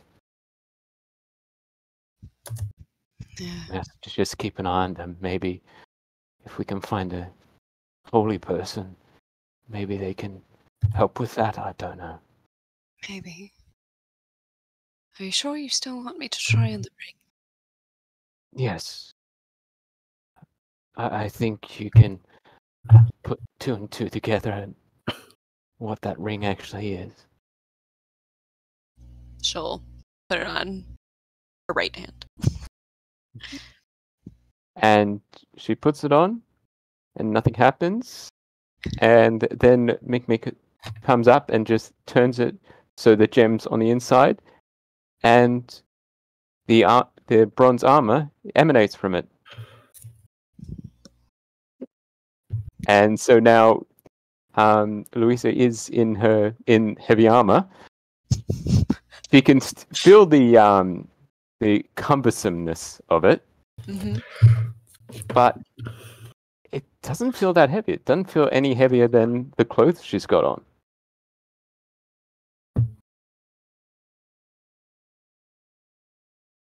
The only thing that peers out from the armor is the gauntlets. They don't become part of the armor. Yeah. The gauntlets, the frost gauntlets stay, but the rest of the armor emerges. Yep. Yeah. Maybe Yeah, that's when absolutely. Louisa remembers to check sort of behind her to see if the broom is there. Yeah. She looks around. She sees her bag next to her on the sand. She, sensing something is missing, she checks for all of her flasks. like, and finds all 7. It's like, have you seen Go Fuck Yourself? Sorry, You mean your broom?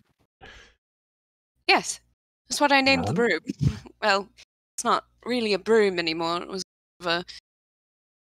No, I don't see it, but your Wolfie's got your eyes open much larger than any of us, so if you can't see it, then I swear to maybe God, something happened to it. whatever bumbling idiot that inhabited my body has lost a broom. Whenever I get my hands on whoever they were,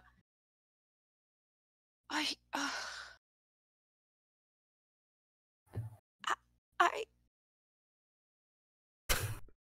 Flames on the side of my face. she kind of and puts that aside for a moment, and she just goes,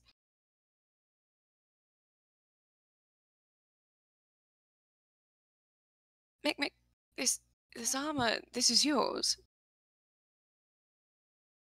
No, it's not. It never was. What do you mean? Well, I did make it, but I made it for my wife to wear. To help protect her.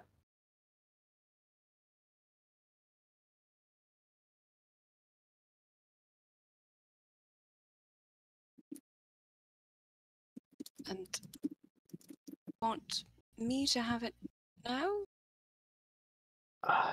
I want you to use your experience as a more dexterous fighter to maybe point out the parts where it can be improved. All right, I see. I was about to say, you know, I'm a married woman.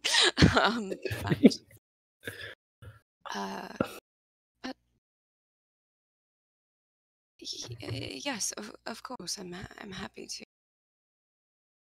Because, I mean, I can only do so much with my own experience.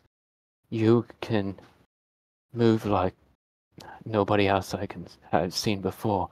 You should be able to find out where the shortcomings of the armor is. Like if it's pinching anywhere or restricting your movement or anything like that, just let me know. And then hand it back to me. And while you're doing that, and he picks up one of the bottles that Louisa threw on the ground. It's alright if I use one of these? Of course. I think we should head back to Van Richten's. I'm not the best with directions. Do you know where we are? I can find the way back, I believe, and we should hurry. I don't want to be out on these streets after dark. I think that is very apt. So let's get moving, and maybe we can find somewhere that's a bit more drier. Oh, that would be lovely. Louisa will stand up, pick up her bag, kind of look around one last time, like even going so far as to go to where the waves are lapping up to see if maybe Go Fuck Yourself fell off the pier and maybe wash up on shore at any moment. And you've still got the identifying glass. It's a magical item. Yeah. Look around. So she'll look around, see if it pings anywhere. Yeah. Like she's just trying desperately to find it, and she goes, I think I truly am fucked now. And just kind of look down at the gauntlets and still got your fists, baby. Yeah, at least and they're magical again. Damn straight. Damn straight. You can punch ghost skin. Thank you. There's plenty of ghosts in this town that need to be punched. They're all like fleeing from you right now. They're just like. They you just say that. I they can just punch see- guys. They just see like just the waves of rage coming off of Louisa, and they steer clear. But Okay. yeah, as she walks back, she tells herself it's at Van Richten's and shoulders her bag, and then as they're walking back, she kind of is like, Mhm. all right, well, this elbow joint here is catching a little funny, and and if you're going to like hit someone, like if you're you want this part to like really be stronger so that it can like take the full force of either a shield or crush someone's throat, or there's lots of, and so she's compartmentalizing, and she is focusing on what has been asked of her in this moment. Fair. Completely fair. Let's do something. Remind me not to use edge with roll 20, causing me problems. Edge is just. Oh, for a while you were singing its praises. I know, and now they've disappointed me. That's why I'm just staying true to my Firefox over fine. here. It's fine. I'll do it. Something I posted in chat. We never discussed what happened with the note because Devin had it when a deer dove into the water. Mm-hmm. But can we assume that a deer got it back? Yeah, that's fine. All right, then I would say it was left, like it was, because I remember originally a deer stuck it in Moynot's boobs, being like, well, she's bound to find it here. So I'm going to assume that a deer kind of left it, like, stuck in the laces on the inside of the corsety part of the armor. Perfect. So Moynot probably, like, half noticed it when she was putting her armor on, but wasn't really paying attention because she was putting on a show. Were all the notes separate, or Some of were them, they? a lot of them were together. The Okay. drawing of the apparatus is in Ginny's spellbook. That I know for sure. Yeah. But I think the rest of the notes were together in whatever Moynot had. Okay. But maybe not. Maybe the later editions were somewhere else, and everything up to the loss of the rods was what a deer had. I'm not sure. All right. Just means we have a bit of information to go through. Yes. I'd say the four of you returned to Van Richten's that night. Sort of spot each other coming into the building. Cabe, their hair is a mess. Just like spiky and like, just rubbing their face like, what is going on? This is a big mistake. And like as the four of you guys come through the door, he's like, they're like, oh my gosh, I'm so glad to see you guys. Whoever I was, whatever I said or did, I am like itchy. I am super itchy and I don't know why. That, Maybe you should take a bath. yeah. Small one. Raises their arm. Oh my god! Well, That is just not right. I second the bath immediately. Runs upstairs. Runs No. upstairs. Matt, can I make any kind of check to see if I remember anything that happened while someone else was in my body? Unfortunately, no memories of the time Okay. whilst you were in that place. In your memories, can you remember anything? I remember nothing. And like honestly, but like just refresh my memory 'cause it's been a while. When we sat down at that table, we didn't know that we were going to be possessed. We Nope. just knew that we were. That's correct. So, It was And the just a seance was at Zero was question. at Heather House. That was at Heather House, yep. The question. last thing I remember was being at Heather House, and then I woke up this evening and glances over at Ginnifer. It's like, and then I woke up in an inn downtown. By the way, just for ease of use, Maeve is going to be playing Ginnifer once again. Okay. Yeah. Well, I mean, for the first time. For the first time. That's right. Yeah. Go for it. Yes, I'm gonna look. I will look over at. I'm just saying Amnestria out of character. Totally. Yeah. We'll look over at Amnestria and say, and then I woke up in an inn in town. And then you woke up. Sorry, what? I didn't catch that middle part. I woke up in an inn. In an inn. Right, thank you. Yeah, sorry, that does sound strange, doesn't it? In an inn. In an And inn. also, So- just remember when Louisa comes in, she's wearing the heavy plate armor for some reason.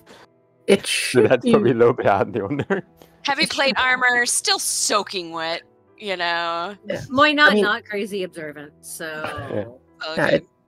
It And then should you be see worth- Mikmick with one hand.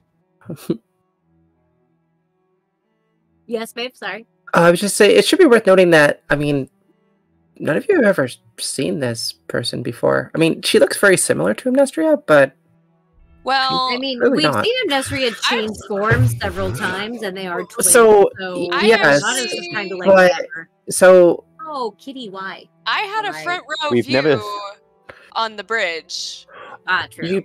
you did, Uh-huh. but the person before you doesn't look exactly like that. I mean, Okay. they look very similar, but like, yeah, I don't know. She's just sort of like sitting over there, like a little red in the face, just like with her arms crossed, leaning against the wall, not saying anything. I mean, Moynot is not super observant, so I will actually rephrase what I said and say, well, last thing I remember was being at the seance at Heather House, and then, well, I woke up in an inn with Amnestria. So, Just sort of frowns at the mention of Heather House. fine. I have no idea what happened. Cabe is itchy, and you're very wet and wearing the tiny one's armor, though I don't know how it fits you. Magic. Needless to say, I am at a bit of a loss. What exactly happened? What? Is it even the same day? It was. Where exactly have we been? Van Richten, are you home? Yes. You're back. You hear a door open. Then Richten comes out. He's wearing like a smoking jacket. Mm-hmm. Where exactly have we gone? That is quite a detailed and long story. I would say it's worth telling. Perhaps tomorrow. You look a mess. You could use a good night's sleep. As can I. Really, that's all you're going to give us? It's just I'm quite exhausted. I've already told you. I just woke up in a bed with one of my compatriots. I would rather like to know I have why. nothing to. Well, I did have something to do. I don't really care to speak. You did. It's. Of course you did. Yes. Right. On the morrow, breakfast. From what I understand, we should have a visitor, at least, from what Alanik tells me as well, on the morrow, so perhaps more tomorrow in the morning. Yes? Wonderful. Have a wonderful sleep. Do take care of yourselves. How far is Van Richten's house from the sea? Probably quarter mile. Moynot will take off her armor, put on whatever she can find, and go sleep in the ocean. Wonderful. Louisa is going to turn to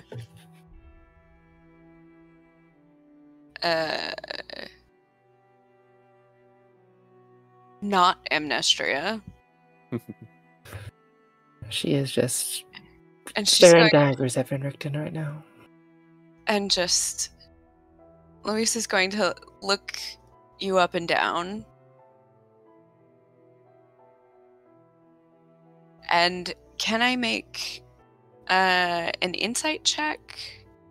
For I was what going to reason? ask if I could join in on a check to see if we can recognize it was Ginnifer. Because yeah, just tell me what you want to do, and I'll tell you what check to make. So yeah, it's like Louisa's looking at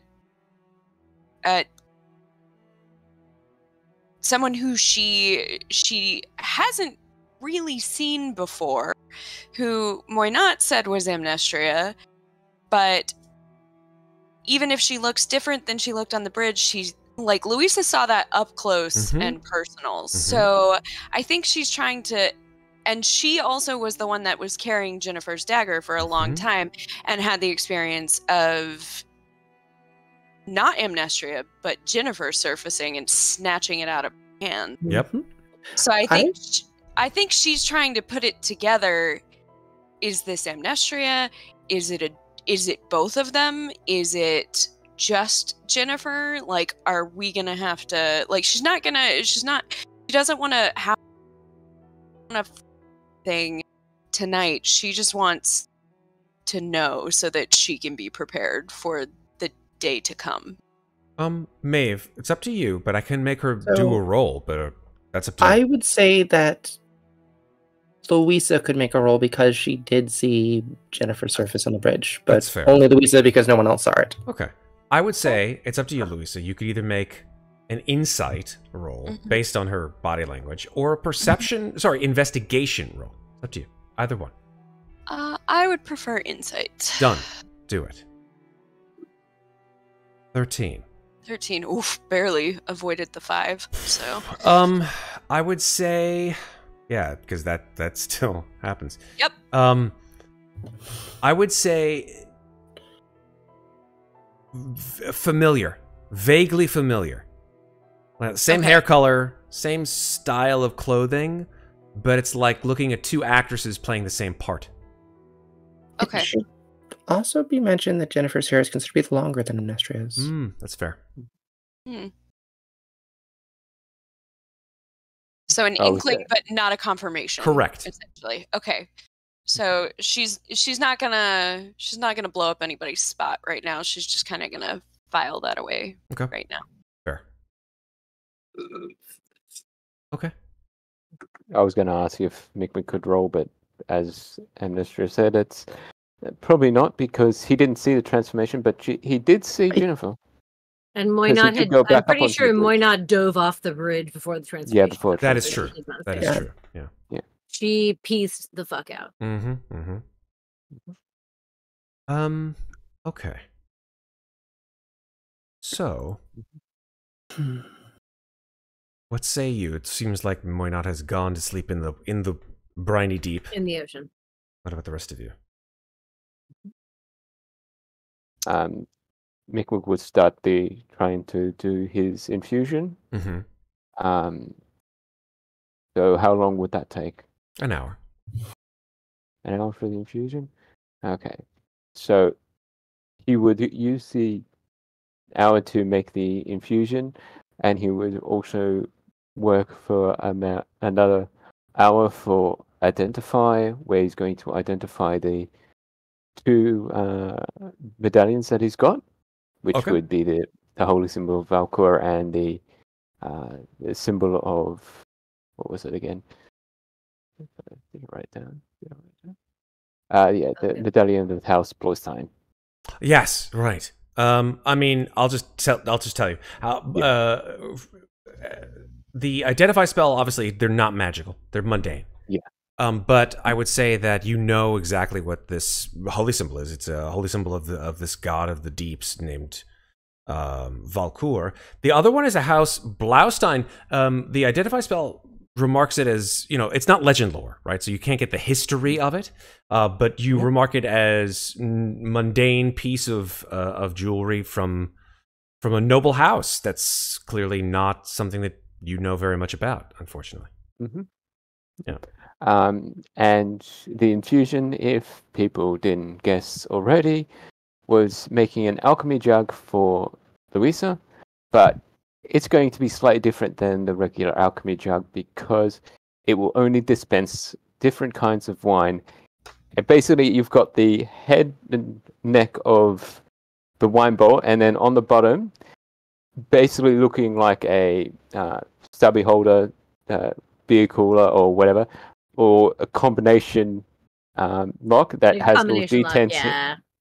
little detents in it. So on every detent, there's a different flavor of wine. So like one detent has the Brow, then the next detent has the Atlantic's Reserve, then the next detent was that wine that Amnestria got for Louisa.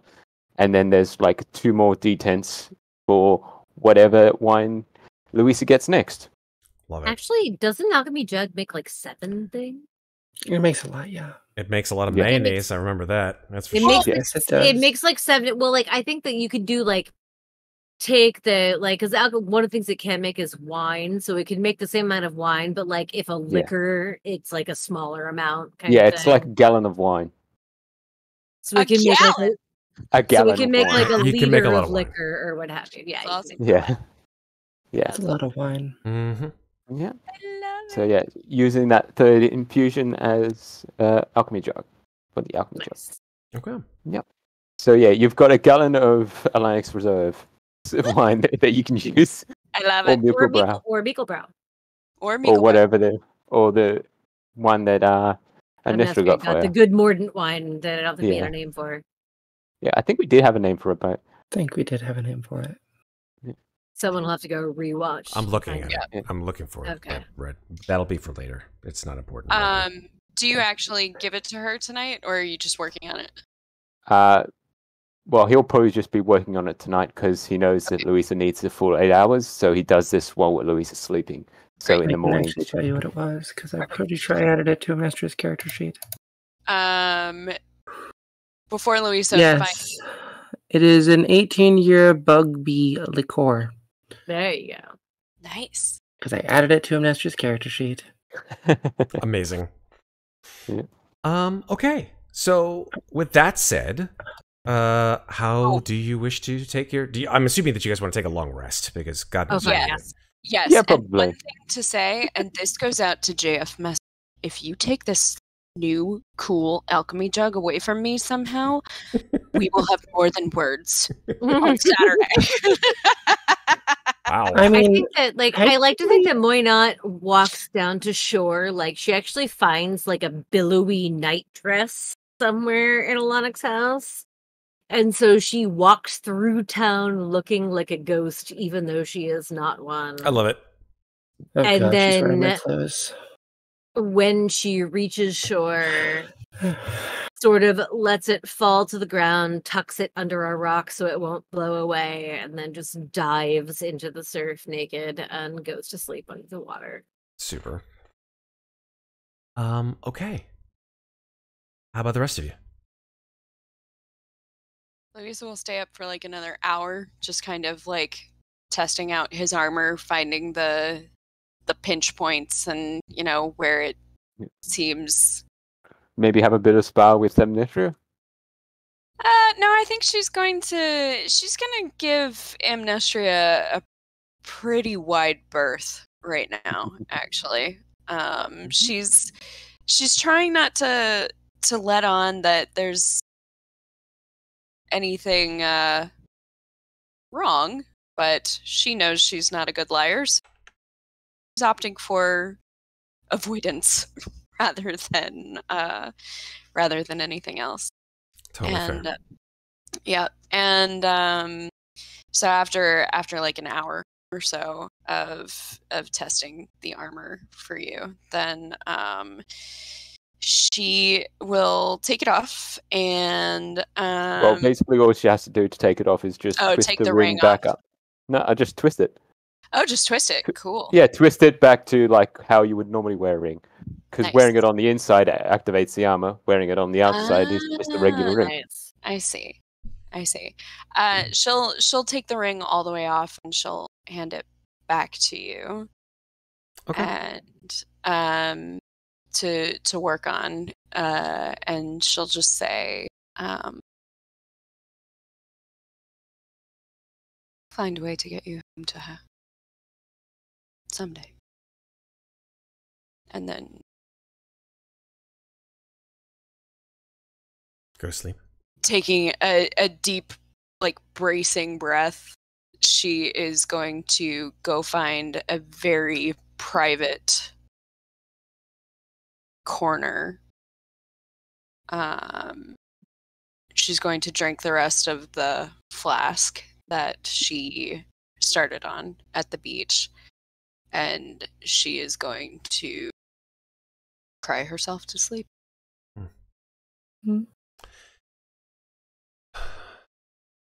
Mikmick, I'm assuming that because of the way that you work, that you just sort of zone out, right? Yeah, basically, it's probably during the identify he doesn't realize that it's completely zoned out, and he's just zoned out for like 4 hours. Absolutely. While in the middle of identifying. 100%. And Ginnifer. Ginnifer is going to leave Van Richten's. Oh dear. She's going to go back to the inn where they have a room because they paid for a room and there's no use wasting it.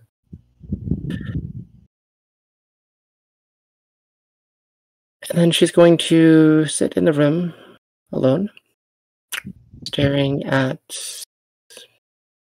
her quill and some ink, and sort of frown at the idea of writing something down. And then sometime during the night, she is going to make her way up to her home.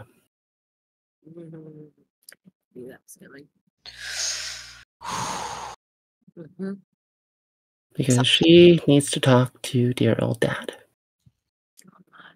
Okay. And make sure that he is aware that she is to be left alone. Oh dear. Go to Heather House. Mm-hmm. I'd say we'd start with you, because you're not sleeping. The rest of them are. I don't need to sleep very long. True. You open the door. Or I should say you go to the door. I just open the door. There's no reason to knock. It's your house. Door opens. The butler of Heather House stands there, and his mouth drops open. Master Foxgrove! Master Foxgrove! And you look at the top of the spiral staircase. Daniel Foxgrove walks out. What is it? Beckinsale.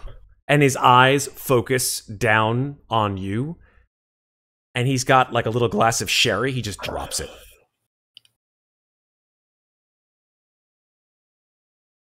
Hello, Father.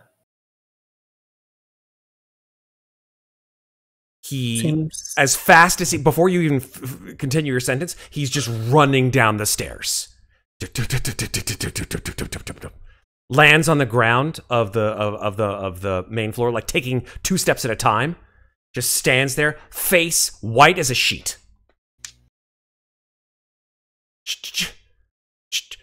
Ginnifer. Tears are beginning to stream out of his eyes. Is it really you? In the flesh. Oh, much as I can say that. His arms open wide and he starts sort of like stumbles towards you.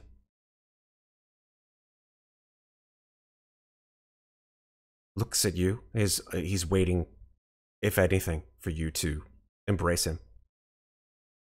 Cross my arms. Frown a bit. His face wrinkles in confusion more than anything, I think. Are you not my girl?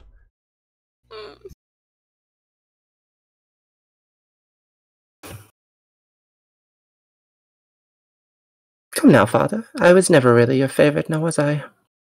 His face droops. What?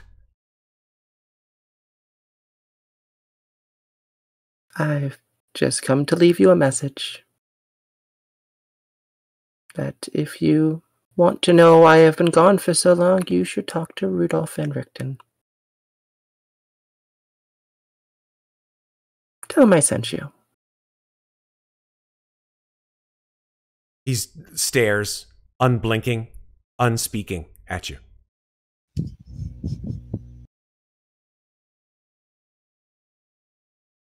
And then he just sort of staggers back and holds himself upright, as if he's going to fall and lose consciousness for a second.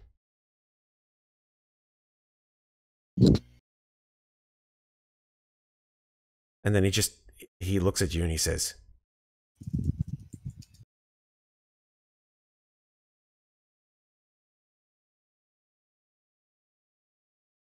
I'm so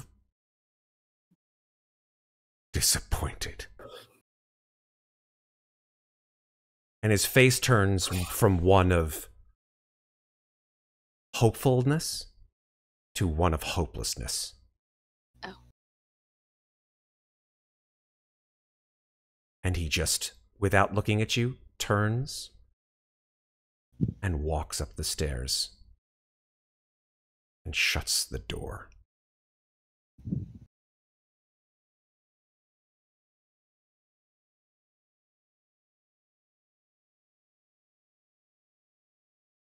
Going to turn to the butler. Beckinsale, his name is. Beckinsale, is my room still the way I left it? Yes, ma'am. And Gloria's room? The same, ma'am. Perfect.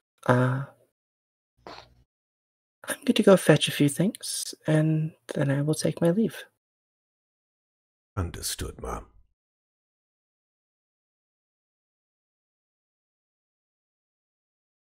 That will be all. Gives you a brief bow, and then turns on his heel and walks out the door.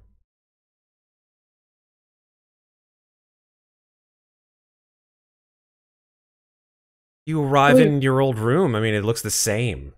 Crazy enough. It's still got all of the accoutrement that Ginnifer probably would have in her room. But the bed hasn't been touched.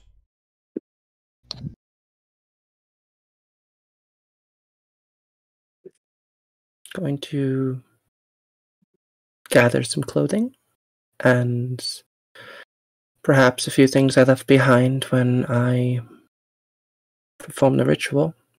I imagine I'd probably have some supplies, perhaps to do magic and the like. Mm.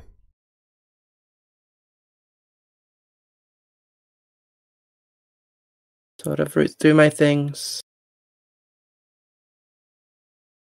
Dig through some of my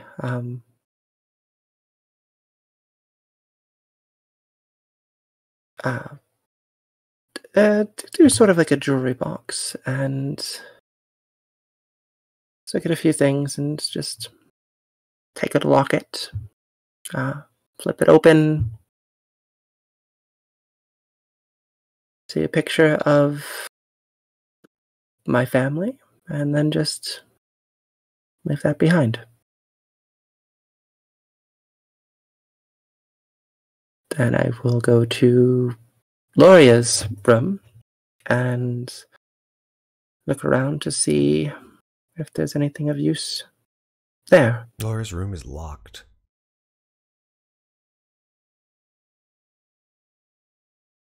Shit. And Ginnifer doesn't have the crowbar. Ginnifer does not have the crowbar, you're correct.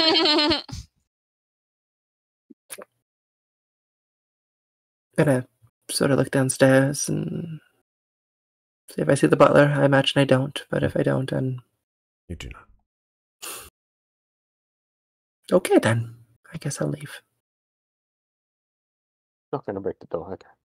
I don't have anything to break the door with. So you can leave Heather House and go back. I'm gonna go back to the inn. Got it. I grabbed a few books, some other belongings. No worries.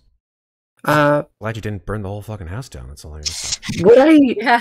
Would I have any money there? Because Ginnifer has no money. Yeah, I would say you probably pick up, like, whatever you had left, like, in your piggy bank or safe or whatever the fuck. Probably I'm like just- 20, 30 gold. Okay, cool. I just wondering because might as well grab some things. If I were you, I would do the same. I can talk to you about what she might have Perfect. after. We'll talk about it. We'll talk. We'll coffee talk. We'll talk. Yeah, but like mostly just grabbing things she would need. Since at the moment, I mean, she seems to have control of her body again, and that's a good thing for her. Indeed. So you head back to the inn. You walk through the crisp, cool night air, and I should also ask, would anyone in town recognize me? there's nobody in town. Well, I mean, but at the end, there's gotta be people at the end, There's right? one person. That's Oh. it. Right. They didn't seem to recognize your order. If they did, they certainly didn't mention anything. Well then, They're too afraid to. It is the best inn in town. They're going to be quiet. just gonna go up to my room then and sit back On your in a chair and in your chair or in the bed? yeah, just gonna sit in a chair, just like kick my feet up, take my shoes off, It's middle of the night. stretch a little bit. It's been a hell of a day, Heck Like, yeah. I haven't really. It's nice to be back. It is. You sort of Yes. arch back. How tired are you? Are you tired? Physically, yeah. Nice. I mean, she's pretty beat, but make a Constitution saving throw. sure. Oh, that's a 6. Your eyes get real heavy, Ginnifer. You yawn. You feel like you're going to nod off any second, and that's when you realize that there's someone in the room with you. Ooh. You look, and there is a rather imposing, very tall, emaciated female figure in the corner of the room. Do I recognize this figure? Make a perception check.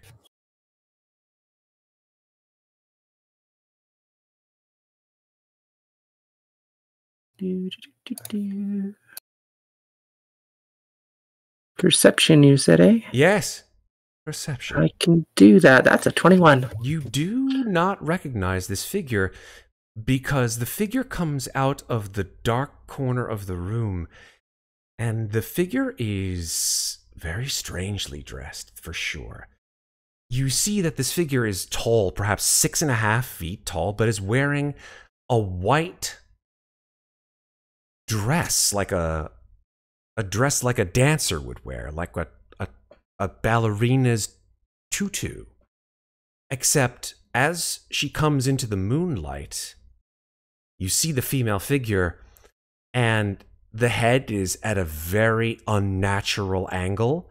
Her eyes are burning blue-white coals, and her dress is covered with bloody handprints. And as she comes out into the light, you start, and she just faster than light absolutely covers you. You feel clawing, scratching, stabbing. And then everything goes dark. Mikmick, as you are zoning out in the midst of your nightly traversing through your various machinations, you also feel strange, like something is watching you. Please make a perception check. Okay, I'm just wondering if this will be at disadvantage or advantage because I'm still fully conscious. Make a perception check. Perception check, okay. And a perception. Okay. Yeah, you sort of turn because you hear a ting, a sound like a piece of metal falling to the ground, and you look, with a 15, and in the shadows of this room, there is a figure dressed in voluminous robes, and this figure is probably 7.5 feet tall. It is enormous, and it's wearing, as it comes into the moonlight, long, it has long sort of blackened, sharpened fingernails, and it sort of moves slowly and gliding across the floor, almost like it's walking on its hands and its feet at the same time. And as its face comes into the moonlight, you see it's a grinning claw, almost like claws are like just jutting out of its mouth. Fangs, not claws. Its eyes are golden, and it has branching horns coming out of the front. And as you gasp to draw your weapons, it just pounces on you. You feel its claws digging into your flesh, carving out your organs, and then everything goes dark. Why not? What weird fish is gonna get me? In the dark of the ocean, as you slumber, your extra perceptive senses determine that there is a body swimming, or perhaps gliding, through the water with you. It's circling you like a predator. You look, your devil's sight is able to see through the darkness, but it moves too fast to be seen. It just darts in and out of your view. It's long, it's sinuous, it's very, very wide at the midsection point. And just as you sort of begin to understand where it is, this finned creature, sporting a variety of very bright colors, comes out of the darkness of the ocean, mouth agape, and swallows you whole. And everything goes dark. And Louisa, as your head hits your pillow in your room, you see, as your eyes begin to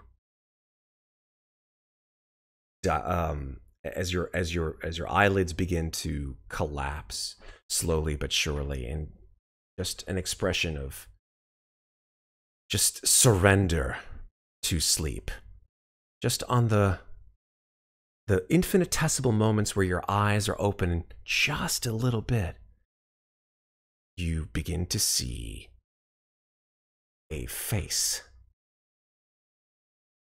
And this face is of a ragged, horribly malformed, as if the skull was sort of jutting in different directions. And it's smiling at you. And you see rotten brown teeth and a purple tongue that licks its lips lasciviously as it looks down towards your sleeping form. And you can't move. You would scream and run if you could. But then you realize that there's no body attached to this head. It is simply a floating orb with brownish snakes of hair falling down on you. And your eyes go wide in shock and horror, and then you feel two mitt-like hands collapse over your face, and you grab for them, trying to pull them off, but their grip is like iron, and you feel your breath slowly being squeezed out of you as this face leers down at you, grinning. And your eyes, as well, go dark. All four of you, immediately, as the sun hits your eyes, awaken.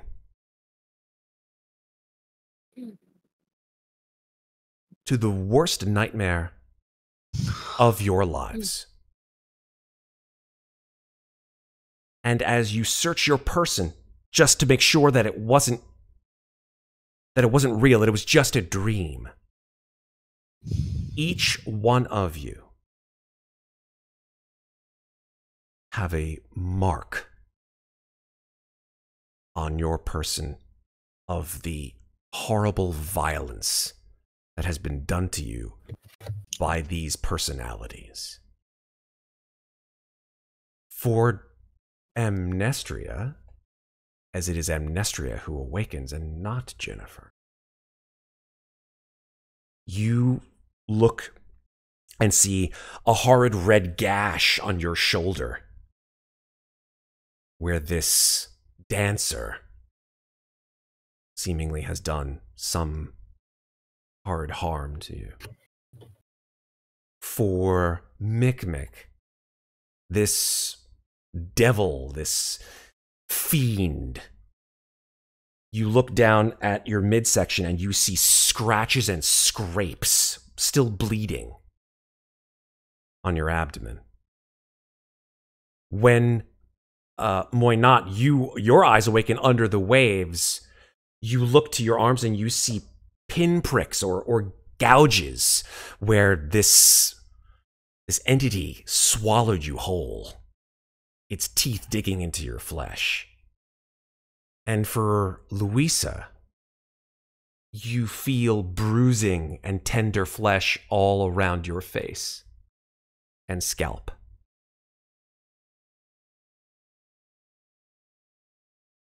And that is when you all realize that something very predatory and collective has made you its next target. And that's where we're going to stop for tonight. Yikes.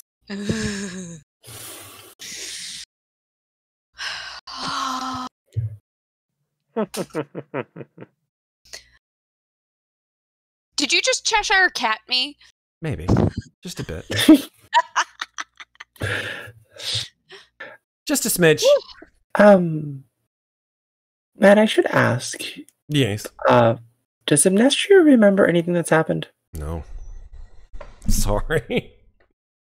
That's okay. At least she didn't disappoint her dad. Yeah. I mean, hey. That'll be entertaining if Muadnhait references waking up in bed with her. That would be... No. I hope she does. I mean, well, I guess we'll find out next time. All right, let's say goodnight, folks. It's around 1:40 in the morning, so who knows? Hey, Some man. of us like to sleep every once in a while. Let's go this way. Let's start with Sarah. Sarah, where can people find you on the internet? Hi, you can find me on the interwebs at Lovely Llama on Instagram and Reddit and our Discord, where I'm trying better to be active. I also popped up briefly in chat tonight as Violet Fiasco, which is my burlesque / cosplay name. Nice. So yeah, that's where you can find me. Thank you, Sarah. Moving on down to Red. Red, where can people find you on the internet? You can find me on the internet at few places, though I hardly post anywhere. The most places I post is on our Discord, and I'm pretty sure Matt will put the link in our Twitch channel and the YouTube channel.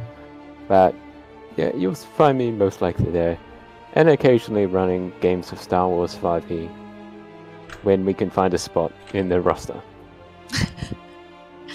That's the hard part. Well, it is always the scheduling is the real enemy. Always. Because we've got so many things on. So many. We'll talk about those in a sec. Let's go over to Maeve. Maeve, where can people find you on the internet? Hey, you can find me here with you wonderful people. You can also find me on Maids of Fate, but not at the moment. And next week not next week, but the week after will be Aliens, yeah? Yeah, we've got a whole lot of stuff. And then more Ravenloft. Yes. Which would be great. So we'll see what happens there. And yeah, you can also find me on our Discord and on Twitter under Maeve Clever, where I very seldomly post art. So. Oh, I did forget to mention that you can find Matt and I also over on Mates of Fate not only playing Songs of Creation, but playing Kids on Bikes. So good. So good. Nice. Which Love is that like game. Stranger Things, but it's a charity 3-shot raising money for the Trevor Project, and you can pay money to see teenage photos of us. Mhm. Also, if it reaches So- $500, I'm going to eat really, really, really hot jerky on stream. Oh, so- damn. Nice. That's a challenge. I There am. you It's, go. Yeah, happy to see. I'm searching. I'm gonna try to like unearth some video, and then I'm gonna put a really high price point on that. But if we get there, I'll I'll unleash some really embarrassing teenage video. Nice. Speaking of really embarrassing, hey, Megan. No, I'm just kidding. Well, okay. Good No. night, everybody. Yeah, no, totally. Not even close. Megan, where can people find you on the internet? That's me. You can find me at Megan Lanapp on Instagram and in our Discord. And yeah, that's it for right now. I think. No. Don't have For now. anything else simmering just yet, but stay tuned. Nice. Hi, everybody. My name's Matt, and I help to sort of put things together sometimes around here on Slices and Dices.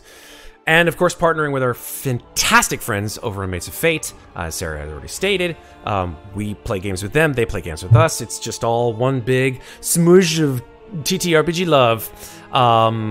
Those of you who are looking for more stuff here at Slices and Dices, however, can find things like Blade Runner and Alien RPG and Call of Cthulhu and other amazing games. We've actually got a whole roster of them, which you will be able to check as soon as I update our Twitch schedule, because it's been a busy fucking week. But this coming week, nothing. But we do have Thursday. This coming Thursday is Blade Runner. We're coming back to Blade Runner. I thought we had something on Thursday. Darn straight. Yep. So 1 week from yesterday, Blade Runner on the 18th, and then Alien RPG coming later this month, the 25th of May, and then back to Ravenloft on the Saturday 26th. afternoon, maybe we'll post a little live stream from our New York City Slice and Dice picnic. That's right. We're having a little Maybe. picnic.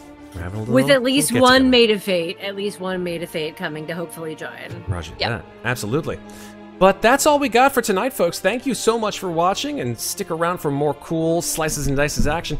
I think we should raid someone. I think we Oh, should fuck yeah. someone. Sure. Yeah. Let's raid Let's someone. do it. So until we see each other again, folks, remember, take care of each other.